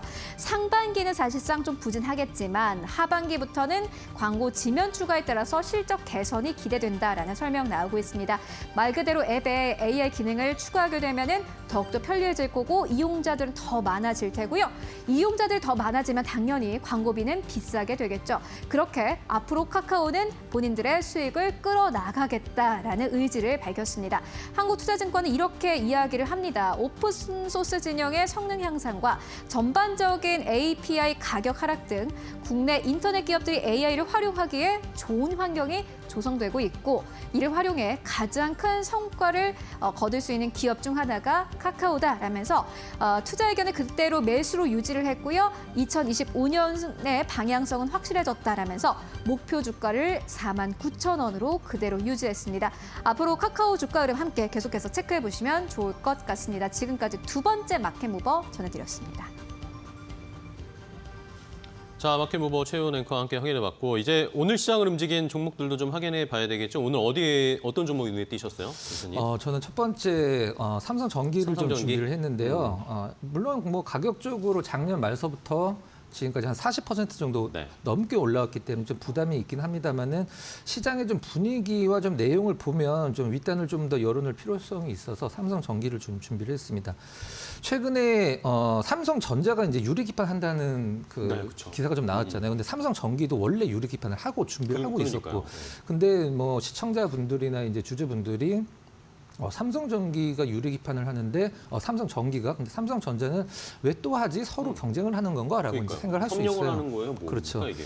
이제 다른 거거든요. 이제 뭐 좀 예를 들면 이제 우리가 보통 인터포저라는 게 있어요. 네. 이제 인터포저가 뭐냐면 우리가 보통 뭐 엔비디아를 예를 들면 이제 GPU가 있고 HBM이 옆에 있으면 그걸 이제 연결을 시켜주는 밑에 이제 깔아져 있는 기판을 네네. 우리가 보통 인터포저라고 얘기를 하는데 삼성은 그 인터포저를 유리로 바꾸겠다고 얘기를 하는 거고 삼성전기는 그 인터포저 밑에 있는 제일 큰 메인 기판이라고 할 수 있는 서브스트레이트라는 거를 이제 삼성전기를 하는 거거든요. 근데 삼성전기가 왜 그 근데 인터포저라는 것은 사실 실질적으로 그 반도체가 네모나니까 그 밑에 네모나게 깔리는 것도 인터포저라고 얘기를 네네네. 하거든요. 근데 보통 네모난 게 이제 같은 모양으로 들어가니까 근데 우리가 지금은 인터포저를 그 웨이퍼로 만들다 보니까 웨이퍼가 동그라니까 여기다 네모로 이제 자르다 보니까 겉에 남는 게 있잖아요. 부분이 있겠죠. 그 부분을 없애기 위해서 유리 기판 원장으로 아예 그냥 만들어 버리겠다라고 해서 이제 실리콘 하나당 인터포저가 뭐 그렇게 많이 나오진 않으니까 그 유리 기판은 한 번에 한 5배 정도 더 많이 나온다고 그래요. 그래서 이제 삼성전자가 그 인터포저를 유리 기판을 하겠다는 뜻이고 이제 삼성전기는 맨 밑에 있는 서브스트레이트를 하는 거로 생각을 하시면 될 것 같아요. 최근에 이제 그 DB 하이텍이랑 삼성전기의 기사를 보면 이구한신이라는 단어가 엄청 많이 나와요. 그렇죠. 좀 뭐 다들 아시겠지만 이제 뭐 헝 것을 새 것으로 바꾼다라는 그런 뜻인데 중국 쪽에서 이제 IT 기기들 뭐 이런 노트북 같은 거 새 걸로 바꾸면은 기존 것을 반납을 하면은 이제 보조금을 준다라고 해서 이제 수요가 엄청나서 DB 하이텍도 지금 뭐 공장 가동률이 본사 기준으로 뭐 풀 가동을 하고 있다라고 이제 뭐 기사가 많이 됐는데 삼성전기도 이제 아무래도 IT 기기 쪽이나 뭐 전기차 쪽으로 많이 들어가는 MLCC다 보니까 이 MLCC 공장 가동률이 최근에 가장 업데이트된 뉴스 기준으로 90%까지 가동률이 올라가고 있다라는 그런 소식도 전해져서 삼성전기하면 뭐 MLCC를 빼놓을 수가 없겠죠. 캐시카우니까 이런 네네. 부분들. 그다음에 뭐 전장용 하이브리드 렌즈를 만들겠다. 이런 부분들은 사실 뭐 나중 모멘텀이라고 볼 수 있고요. 잠깐 차트 보면서 네. 어떤 식으로 좀 접근해야 될지 한번 말씀드리도록 볼까요? 하겠습니다. 예. 자, 위쪽에 이제 파란색 선이 기관 수급인데요. 삼성전기의 차트와 거의 뭐 일치하는 걸 볼 수가 있겠죠. 그렇네요. 근데 여기서 뭐 삼성전기가 기관이 조금 약간 매도가 나온다라고 해서 삼성전기가 크게 꺾일 것 같지는 않고 가장 중요한 것은 작년 11월 달, 1월 달, 2월 달까지 매수 기조를 유지해주고 있는 파란색보다 지금 이제 매도가 거의 좀 마무리가 된 외국인 빨간색 수급을 좀 주목을 네. 하시면 될 것 같아요. 여기서 이제 기관 수급은 좀 유지가 되고 그 다음에 매도가 이제 마무리가 돼서 이제 거의 매도가 안 나오는 외국인 수급만 좀 위쪽으로 턴해준다라고 하면은 작년 고점 뭐 저는 이렇게 차트에 선 긋는 거 그렇게 좋아하는 편이 아니라. 네. 작년 고점까지 내용만 보면은 작년에 그렇게 실적이 좋지는 못했죠. 그래서 꼭 올해 턴한다라는 보장은 없긴 합니다만은 나름대로 분위기가 굉장히 좋기 때문에 뭐 목표가를 지금 이제 좀 약간 가격적인 부담을 느낄 수 있는 차트긴 합니다만은 조금 더 윗단을 바라보고 매수 기조를 좀 접근을 하셔도 이제 큰 무리가 없지 않을까라는 좀 생각을 하고 있습니다. 알겠습니다. 일단은 뭐 저점은 잡았고 전고점도 한번 돌파를 해보면 좋겠다, 할 수 있을 것 같다라는 사인을 주셨어요. 삼성전기 첫 번째 맞고 다음 종목 하나 더 볼까요? 다음은 금융주 중에 하나 볼까요? 네, DB 금융투자를 준비를 했는데 네네. 뭐 사실 뭐 기사화되는 것도 별로 없고 네. 뭐 이렇게 뭐 뜬금없이 갑자기 금융, DB 금융투자할까 그러니까요. 뭐 증권주를. 그렇죠. 예전에 이제 동부증권이죠. 사명을 이제 DB 증권으로 바꾼다라는 이제 소식도 있었었는데 제가 이 DB 금융투자에서 가장 집중했던 건 무엇이냐면 네네. 작년에 일단 뭐 주주환원책 중소형주 중에 제일 처음에 이제 보통 27% 정도를 주주환원에 썼었는데 40%로 늘리겠다라고 해서 작년에 한 9월 달쯤에 급등이 나왔었는데 제가 화면 한번 보면서 말씀드려보도록 할게요. 화면 한번 좀 잡아주시면은 네. 일단 말씀해 주시면 네. 이건 이제 제가 뭘 보여드리려고 하는 거냐면 지금 DB 금융투자에서 지분 공시가 나오는 것을 보면 좀 약간 예사롭지가 않거든요. 화면 잠깐 보시면 한 5장 정도가 나와 있는데 페이지로 네 번째 장서부터 작년 10월 말이 네 번째 장이에요. 화면 잡아주시면 같이 보면서 나갈 말씀드리도록 겁니다. 하겠습니다. 말씀해 주세요. 네. 왜 이렇게 사는지 모르겠습니다. 회사에서 사라고 오더가 내려갔는지. 자, 보면 이렇게 보면은 지금 맨 밑에가 작년 10월 말이에요. 근데 네. 지금 네 번째 페이지죠. 세 번째 장 보면은 이제 12월 달 거, 그다음에 두 번째 장 거, 이제 올해 1월 거까지, 그다음에 첫 번째 장 이제 지금 2월 달까지 이게 횟수로 보면은 너무 많거든요. 내부 임원들이 매수를 하고 있군요. 네, 임원이랑 주요 주주들이 매수하는 게 이제 공시가 나온 건데 왜 이렇게 살까? 저는 사실 좀 그러게요. 의아스럽긴 합니다만은 이게 나쁜 건 아니잖아요. 그렇죠. 실질적으로 그렇죠. 뭐 특별한 어떤 호재가 있을 것 같지는 않긴 합니다만은 뭐 실적도 좀 좋아졌고. 근데 저는 좀 약간 여담으로 그 동부증권을 쓰는 분들은 태어나서 한 번도 못 보긴 했는데. 그러니까요. 네, 이게 어떤 리테일보다도 좀 약간 그 기업 금융 관련해서 IB 쪽을 좀 약간 치중을 좀 많이 하는 것 같아요. 그래서 그쪽에서도 이제 성과가 많이 나오고 있고 하나 좀 리스크는 있긴 한데. 뭐죠? 부동산 PF 관련돼서 좀 약간 리스크가 좀 있긴 합니다. 근데 지금 이제 아무래도 좀 약간 이런 경우에 이제 그 신용 등급이 뭐 내려가거나 그런 경우가 있잖아요. 근데 얼마 전에 또 A 플러스를 받았어요. 그래요? 그런 부분들이 이제 인터포저가 한 3,500억 정도 된다라고 해서 솔직히 좀 굉장히 좀 큰 금액이긴 합니다만은 시가총액 대비해서 너무 좀 세죠. 근데 좀 잘 해결되고 있는 것 같은 느낌이 들어요. 그래서 신용 등급이 좀 내려갔다라고 하면 의료 수용 부분도 있긴 합니다만은 신용 등급도 뭐 A 플러스를 받았고 네. 그다음에 뭐 임직원 특정 주주들이 정말 뭐 이렇게 표현하더라고요. 금모으기 운동하는 것 같다고.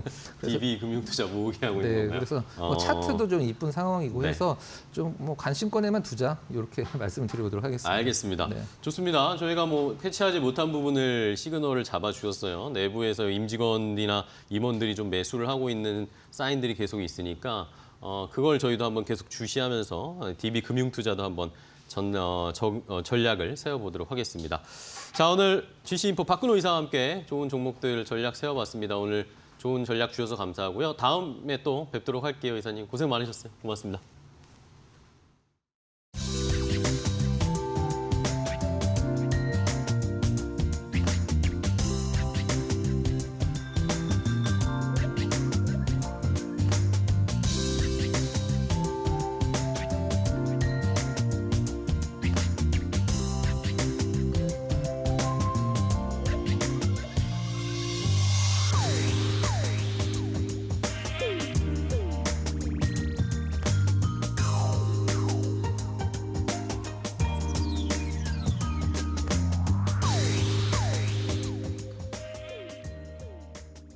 네, 마감 전략 세워보고 가도록 하겠습니다. SK증권 이천 PB센터로 가보도록 하겠습니다.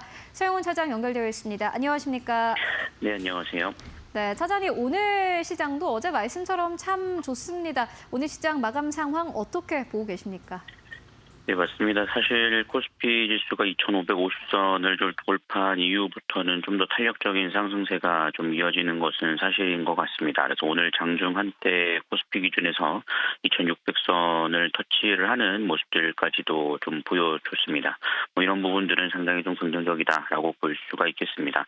다만 제가 계속해서 강조해드리는 부분은 최근 수급들을 살펴보면 여전히 현물 쪽에서의 외국인 매수보다는 선물 시장에서의 외국인 매수로 인해서 지수가 좀 오르는 모습들을 좀 보여주고 있는 상황입니다. 어저께 시장에서 선물에서 강한 매수가 들어왔지만 미결제 증감률을 보면 하락하는 모습들을 좀 보여줬고, 오늘은 선물 시장에서 5,600억 들어오면서 미결제 증감률 증가시켰으나 지금 현재 구간에서는 2,600선에 대한 매물대는 단기적으로 좀 작용하는 것으로 좀 판단을 하고 있는 상황입니다. 다만 이제 최근 들어서 원달러 환율이 이제 1,400원 중반대, 1,450원 이하권을 좀 기록을 하면서 안정을 좀 찾아가고 있다는 점을 감안해 본다라면 현재 구간에서 외국인 수급이 아직은 강하지는 못하지만 현물적으로 좀 유입이 된다라면 2,600선에 대한 돌파 시도도 나올 것으로 예상이 되고 있고요.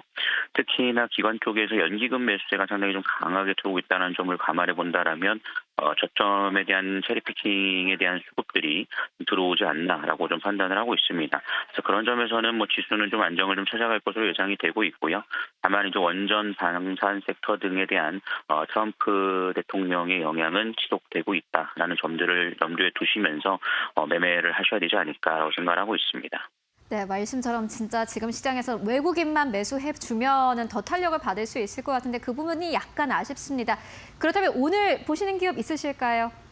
네, 뭐 그동안에 말씀드렸던 뭐 현대건설이나 한국전선, 대한전선 같은 경우 지속적으로 좀 보고 있고요. 오늘은 좀 단기적으로 좀 볼 수 있는 플레이디 좀 말씀을 좀 드릴 수 있겠습니다.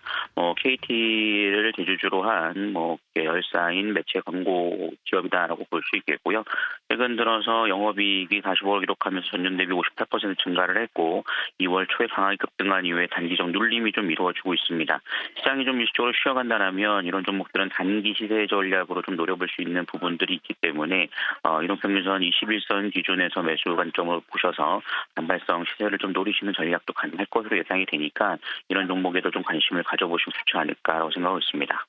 네, 지금까지 서영훈 차장님께서 소개해 주셨던 대부분의 기업들은 꽤나 높은 수익률을 가지고 가고 있습니다. 한정적인 종목만 보시는 줄 알았는데 워낙 시장이 그래도 잘 가고 있다 보니 단기적인 트레이딩을 통한 플레이디를 잘 보자라는 의견을 오늘 또 새롭게 전해주셨습니다. 말씀 고맙습니다.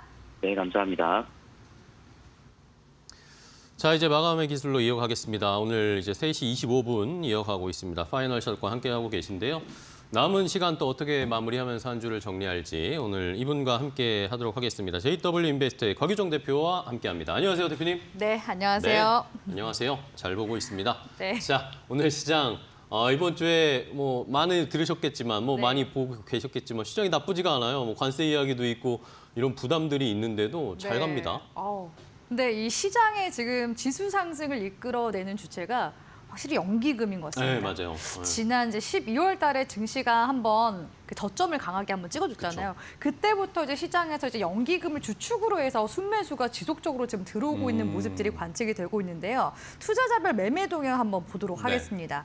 자, 코스피 투자자별 매매 동향 보시면요. 최근에도 이렇게 연기금이 들어오고 계속 있는 싸네요. 모습 네. 볼 수가 있는데 이게 비단 지금 2월, 1월뿐만 아니라 이런 움직임이 12월 달부터 지속되었다라는 연말부터 모습을 그랬어요. 볼 수가 있습니다. 그렇기 때문에 지금 시장이 결국에는 하방으로 가는 부분보다는 상방으로 갈 지금 가능성, 그런 이제 빌드업이 연기금 쪽에서 이제 매수 주체가 만들어지면서 흐름이 만들어져 가고 있다라고 볼 수 있을 것 같고요. 다만 좀 아쉬운 부분은 바로 지금 앞전에 전문가님이 말씀하신 것처럼 외국인이 여전히 그 순 매도세가 이어지고 있다라는 점, 최근에 뜨문뜨문 들어오긴 했으나 강하게 들어오질 않아요. 네네, 그런 부분들마저도 이제 연기금에서 받쳐주면서 계속 이제 흘러가고 있었거든요. 근데 오늘 같은 경우에는 코스닥에서 외국인 매수세가 강하게 들어온 모습을 볼 수가 있습니다. 네. 그러니까 그렇다는 것은 지금 이번 주 같은 경우에는 시장에서 일단 경제 지표에 대한 부분들도 소화를 했었고요. 관세 부과에 대한 그런 리스크도 이제 결국에 또 4월 달로 이전이 되게 되면서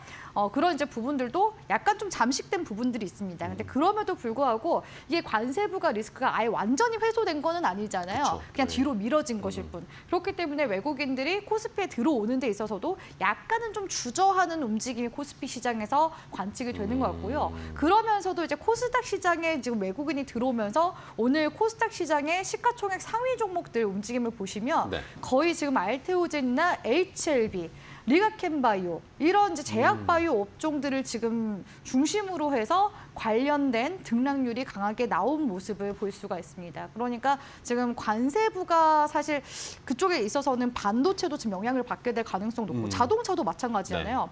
근데 의약품 쪽도 사실 관세부가 리스크로 자유로울 수 없음에도 불구하고 우리 국내 이런 제약바이오 기업들의 글로벌 위상이 많이 지금 올라갔다라는 거, 기술 수출 이전에 대한 부분들과 미 FDA 신약 그 허가에 대한 그런 지금 이벤트들이 지금 다수 있는 상황이기 때문에 이를 주춤해 있는 외국인들 결국에는 코스닥의 이런 제약바이오단으로 지금 수급이 좀 이동하고 있는 모습이 오늘 시장에서는 좀 그런 부분이 관측이 됐었던 것 같아요. 그래서 코스닥 시장에서 저도 흐름을 봤을 때 당분간 또 시장에 그런 이벤트가 좀 부재한 상황이거든요. 이런 수급 이동을 좀 잘 보셨으면 좋겠다라고 말씀을 드리고 싶고요. 네. 오늘 이제 중소형 단에서는 사실 좀 수급이 좀 어지럽게 많이 흘러갔었던 것 같습니다. 그래서 오늘 전반적으로 뭐 피부 미용이나 또 로봇 관련 종목들도 중소형 단에서 움직임을 보이기도 했었고 원전 관련주도 단기적인 좀 이슈가 들어오면서 움직임이 나왔었는데 그런 이제 짜잘짜잘한 움직임보다 업종 섹터 단의 흐름을 봤을 때 일단 제약바이오 위주로 일단 네. 당분간은 우리 청취자분들이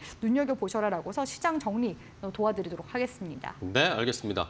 자, 강유정 대표가 시장에 대한 전문적인 분석을 해주셨어요. 지금 현재 시간 3시 29분을 막 지나가고 있는데 1분 정도밖에 남지 않았습니다. 동시효과 상황 간단하게 체크를 해보면 코스피, 코스닥 모두 일단은 상승 마감할 것으로 예상이 됩니다. 예상 체결가 체크해보면 코스피가 오늘 장중에 2,600선을 돌파했다가 다시 좀 내려왔는데 마지막까지 어느 정도까지 올려줄 수 있을지 한 0.4% 지금 상승 탄력 보여주고 있고 코스닥 시장도 역시 0.8%, 1% 넘게 상승하다가 약간은 주춤하고 있는 상황입니다. 수급 상황도 체크를 해보면 수급에서는 여전히 외국인이 코스닥에서 좀 매수하고 있고 외국인은 코스피에서는 매도 4천억 원 가까이 매도를 하고 있는 상황. 기관 매수가 어쨌든 오늘 연기금 매수가 계속 들어오고 있다는 거. 30거래일째 연기금은 매수를 하고 있습니다. 바닥을 잡아주고 있다는 것은 계속 체크를 해보시면서 오늘 마감 상황 함께 체크를 해보도록 하겠습니다.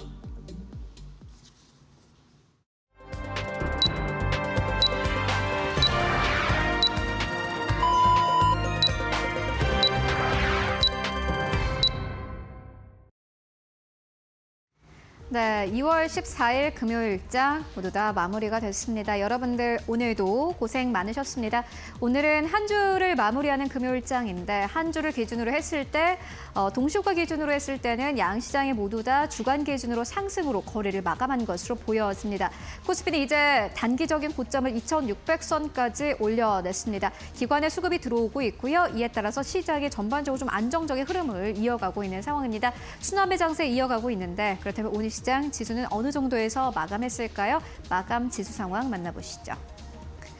네, 오늘 양시장이 빨간불 켜내면서 거래 마감했습니다. 코스피는 0.3% 정도 강보합권 2,591선에서 종가를 형성을 했습니다. 결국에는 이제 과제는 다음 주에 2,600선을 돌파하느냐 그 여부입니다. 2,500선에서 2,600선까지 시장이 올라오면서 계속해서 주도주를 찾는 그러한 흐름을 보여줬고요. 코스닥은 1% 가깝게 상승세 756선까지 올라갔습니다. 달러에 대한 원화의 환율도 현재 하단으로 나가고 있는데 전거래일 대비해서 4원 이상 내렸습니다. 1,443원대에서 종가를 형성을 했습니다. 달러에 대한 원화의 환율은 1,500원대 아래에서 1,450원대 아래에서 계속해서 움직이고 있는 상황이고요. 이에 따라서 외국인들의 수급 동향에 대한 기대감도 좀 커지고 있는 상황입니다. 함께 체크해 보시면 좋을 것 같고 코스피 2,591선, 코스닥 756선에서 종가 형성했습니다. 그렇다면은 오늘 2위권부터 5위권까지 대형주들 흐름 어땠을까요? 이어서 만나보도록 하겠습니다. 네, 오늘 삼성전자, SK 하이닉스 모두 다 빨간불 켜내면서 거래 마감했습니다. 삼성전자 딱 지수 오른 만큼 오른 것 같고요. 56,000원대에서 종가 형성했고 SK 하이닉스가 오늘 0.7% 상승하면서 종가 기준으로 했을 때 다시 한번 21만 원대로 회복을 했습니다. 삼성전자, SK 하이닉스 그래도 바닥은 확인하면서 연이어서 조금씩 상승하는 흐름을 보여주고 있습니다.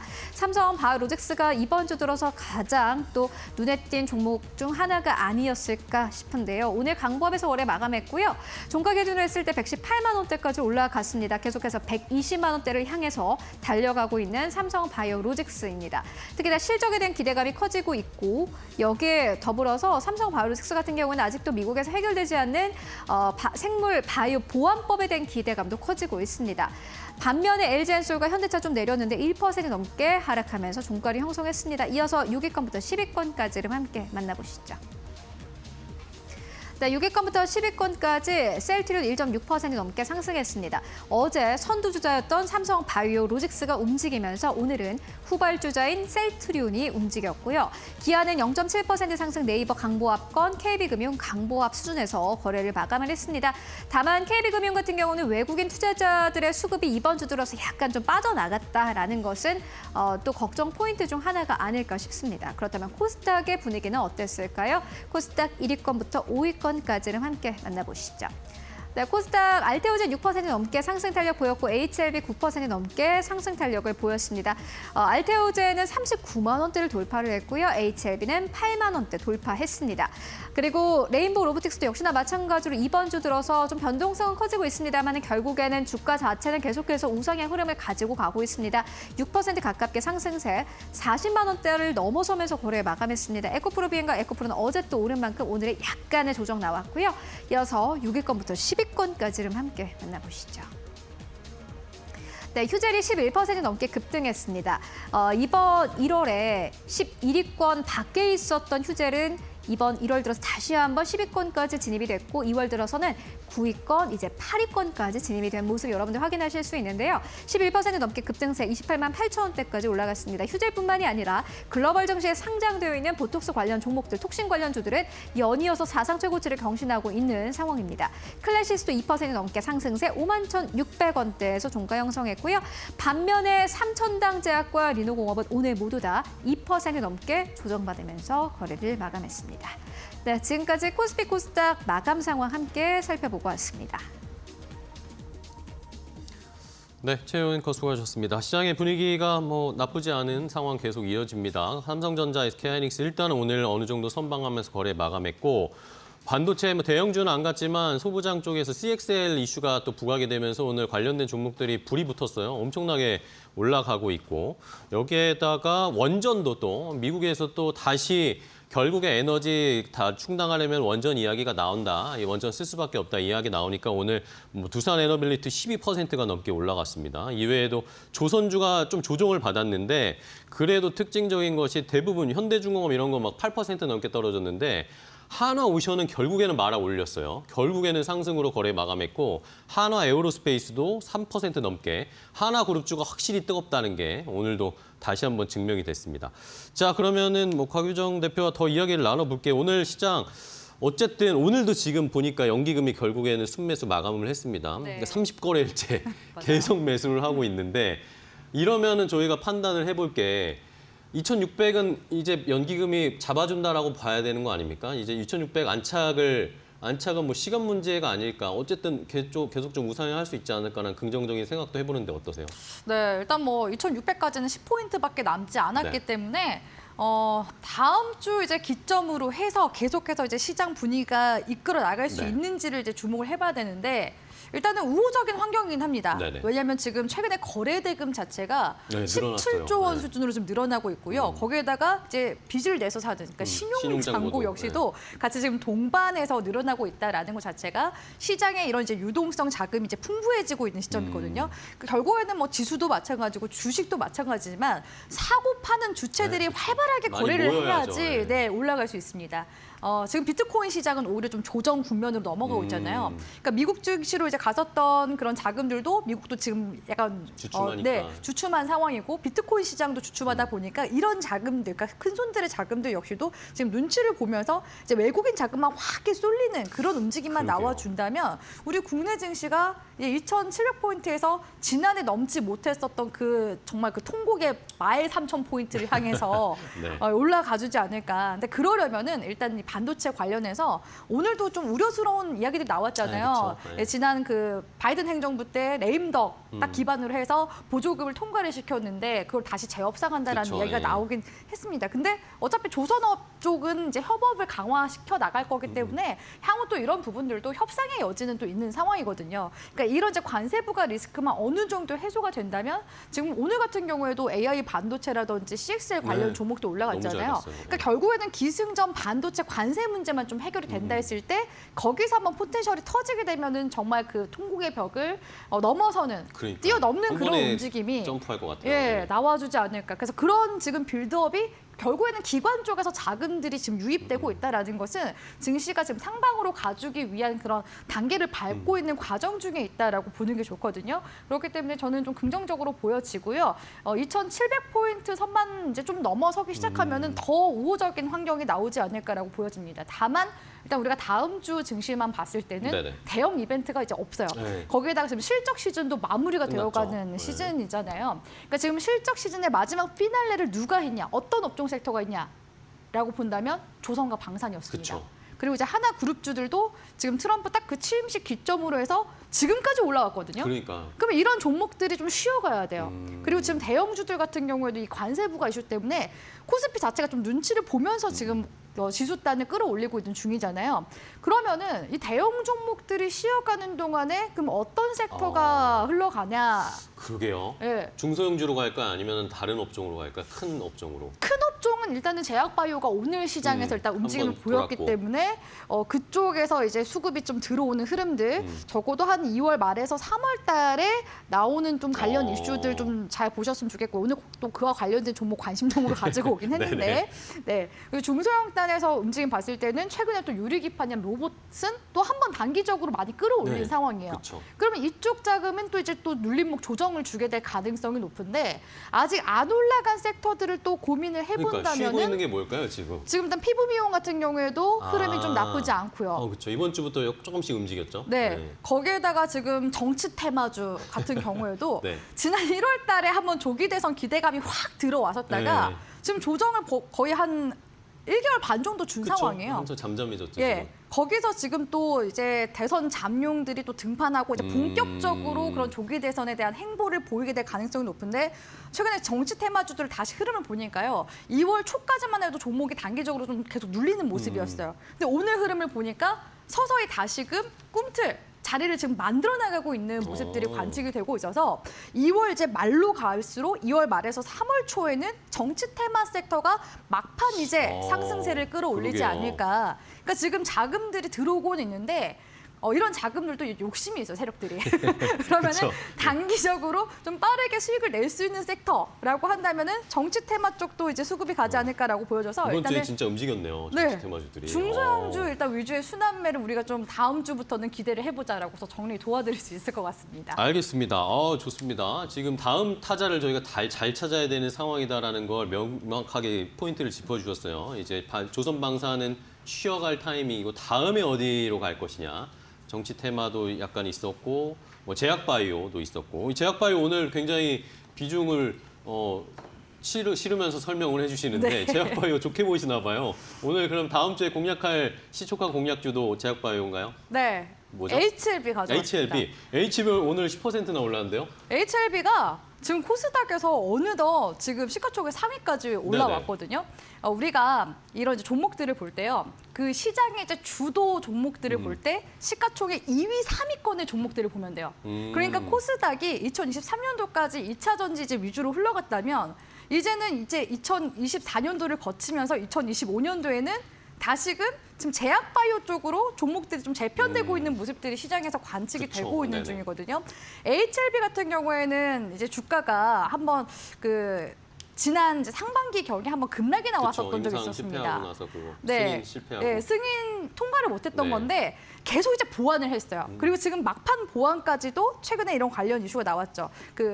이 HLB에서 만든 게 리보세라닙이랑 중국의 항소제약에서 만든 캄렐리주맙의 병용용법 그게 이제 간암 1차 치료제로 미국 FDA 지금 들어간 상황인데 일단은 제조 품질 관리 쪽의 지적사항도 보완이 완료된 상황이라고 볼 수가 있습니다. 네. 그리고 이에 대해서 미국 FDA 쪽에서 3월 20일 내에 이 신약 허가 여부를 결정하겠다라고서 이야기를 했는데 한 달 남았네요. 네, 한 달 남았는데 보통 또 일찍 나오는 경우들이 있어요.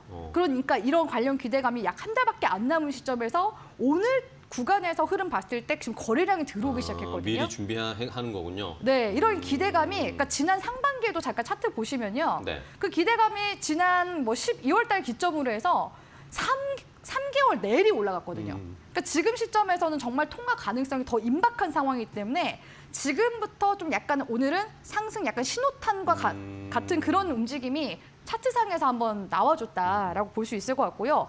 그래서인지 HLB가 자신감이 지금 장난 아닙니다. 왜냐하면 지금 그래요? M&A도 계속해서 공격적으로 진행을 하고 있거든요. 네. 최근에 제노포커스도 인수를 하고 뉴로토브라는 기업도 인수를 하면서 신약 개발 기업에서 이제는 헬스케어까지도 다 아우르기 위해서 그러니까 이게 자신감이 있는 종합 거예요. 헬스케어로 거듭나겠다는 네네, 이 거군요. 통과에 대한 자신감이 있으니까 계속해서 또 자금을 또 끌어와가지고 인수를 하고 있는 거거든요. 그래서 만약에 이번에 통과가 된다 했을 때 이 HLB의 지금 리보세라닙이 지금 간암 1차 치료제로 이제 병용용법으로 지금 들어가 있는 상황인데 그 적응증을 성낭암이라든지 담간암까지도 지금 확장을 하기 위해서 네네. 성낭암 같은 경우는 이미 임상 이상이 종료가 된 상황이고요.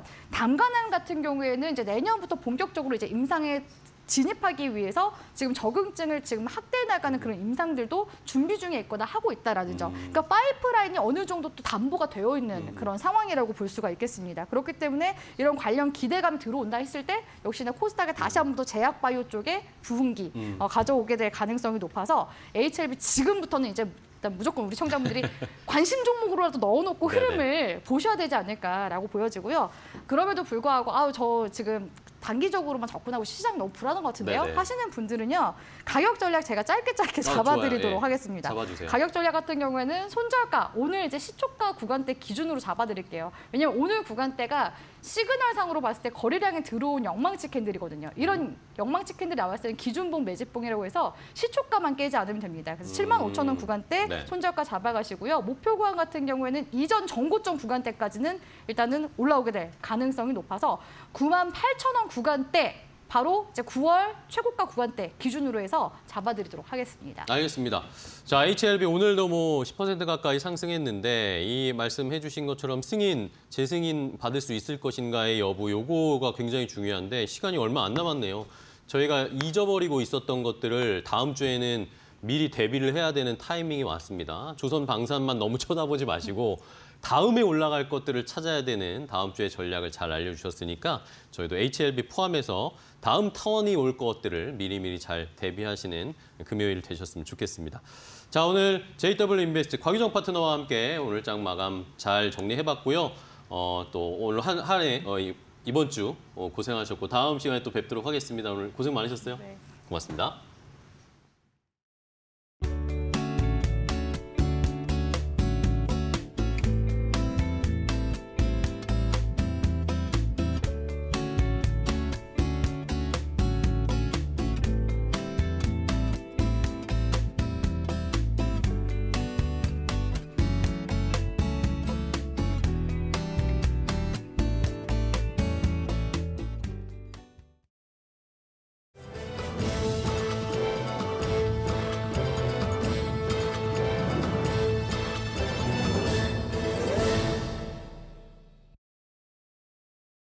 계속해서 이데일리 TV 뉴스 전해드립니다. 우리나라의 대미 수입품 관세율이 13.6% 수준이라는 외신 보도에 정부가 실효 관세율은 0%대라고 반박했습니다. 기획재정부는 오늘 우리나라의 평균 최혜국 대우 관세율은 약 13.4% 수준이지만 대부분의 국가와 자유무역 협정을 체결한 상황이고 FTA 체결 국가에서 수입되는 물품은 MFN 세율보다 낮은 세율이 적용된다고 보도 참고 자료를 통해 설명했습니다. 이어 2007년 체결된 한미 FTA에 따라 현재 대미 수입품 평균 관세율은 작년 기준 0.79%라며 환급까지 고려하면 실제는 이보다 낮은 수준이라고 부연했습니다. 또 연도별 양호 계획에 따라 올해에는 세율이 더욱 낮아질 것이라고 덧붙였습니다. 현대백화점 그룹 지주회사인 현대 GF홀딩스가 지난해 영업손인 흑자 전환에 성공했습니다. 현대 GF홀딩스는 연결 기준 작년 영업이익이 1,981억 원으로 잠정 집계됐다고 오늘 공시했습니다. 이로써 현대 GF홀딩스는 2023년 119억 원의 영업 손실에서 작년 흑자로 전환했습니다. 매출은 7조 493억 원으로 181.8% 증가했으나 당기순이익은 7,903억 원으로 28.2% 줄었습니다. 정지선 현대백화점그룹 회장은 현대 GF홀딩스와 현대백화점에서 지난해보다 5.1% 줄어든 135억 7천만 원을 배당받습니다. 한국세무사회가 오늘 서울 서초동 세무사회관에서 민간위탁 부실회계 감사 실태를 공개하고 외부 검증제도 개선 방안을 제시했습니다. 세무사회는 현행법령상 세무사와 공인회계사는 지자체 결산검사 업무와 재무제표에 대한 기업 진단 등 재무제표의 적정성에 대한 검증 업무를 함께 수행해왔다고 말했습니다. 이어 민간위탁 보조금 등 세출 검증 업무를 함께 수행하는 것이지 공인회계사의 세출 검증을 못하게 하는 것이 아니므로 업무 영역 침해는 아니라고 강조했습니다. 또한 기초지방자치단체에서 회계감사를 사업비 결산서 검사로 변경하고 세무사도 검사인에 포함하는 조례 개정 작업이 진행되고 있어 앞으로 경쟁을 통해 세금 낭비를 막고 회계 비용을 대폭 축소할 수 있을 것으로 전망했습니다. 국내 유일의 스마트 그리드 전문 전시회 코리아 스마트 그리드 엑스포 2025가 지난 12일부터 오늘까지 서울 강남구 코엑스에서 개최됐습니다. 국내 유일의 스마트 그리드 전문 전시회 코리아 스마트 그리드 KSGE 2025에서는 LS 일렉트릭과 LG 에너지 솔루션, 전력거래소, 남동발전 등 300여 개의 스마트 그리드 관련 기업이 참여했습니다. LS 일렉트릭은 무한한 혁신과 지속 가능성을 향한 여정이란 주제로 최신 기술과 미래 비전을 제시했습니다. LG 에너지 솔루션은 지속 가능한 미래 에너지 시대를 열어가는 다양한 주택용, 상업용, 전력망용 ESS 제품을 선보였습니다. 지금까지 이데일리 TV 뉴스 전해드렸습니다. 네, 오늘 저희가 준비한 소식은 여기까지입니다. 네, 저희는 다음 주에 더 좋은 소식 가지고 찾아뵙도록 하겠습니다. 네, 시청해주신 여러분 모두 고맙습니다.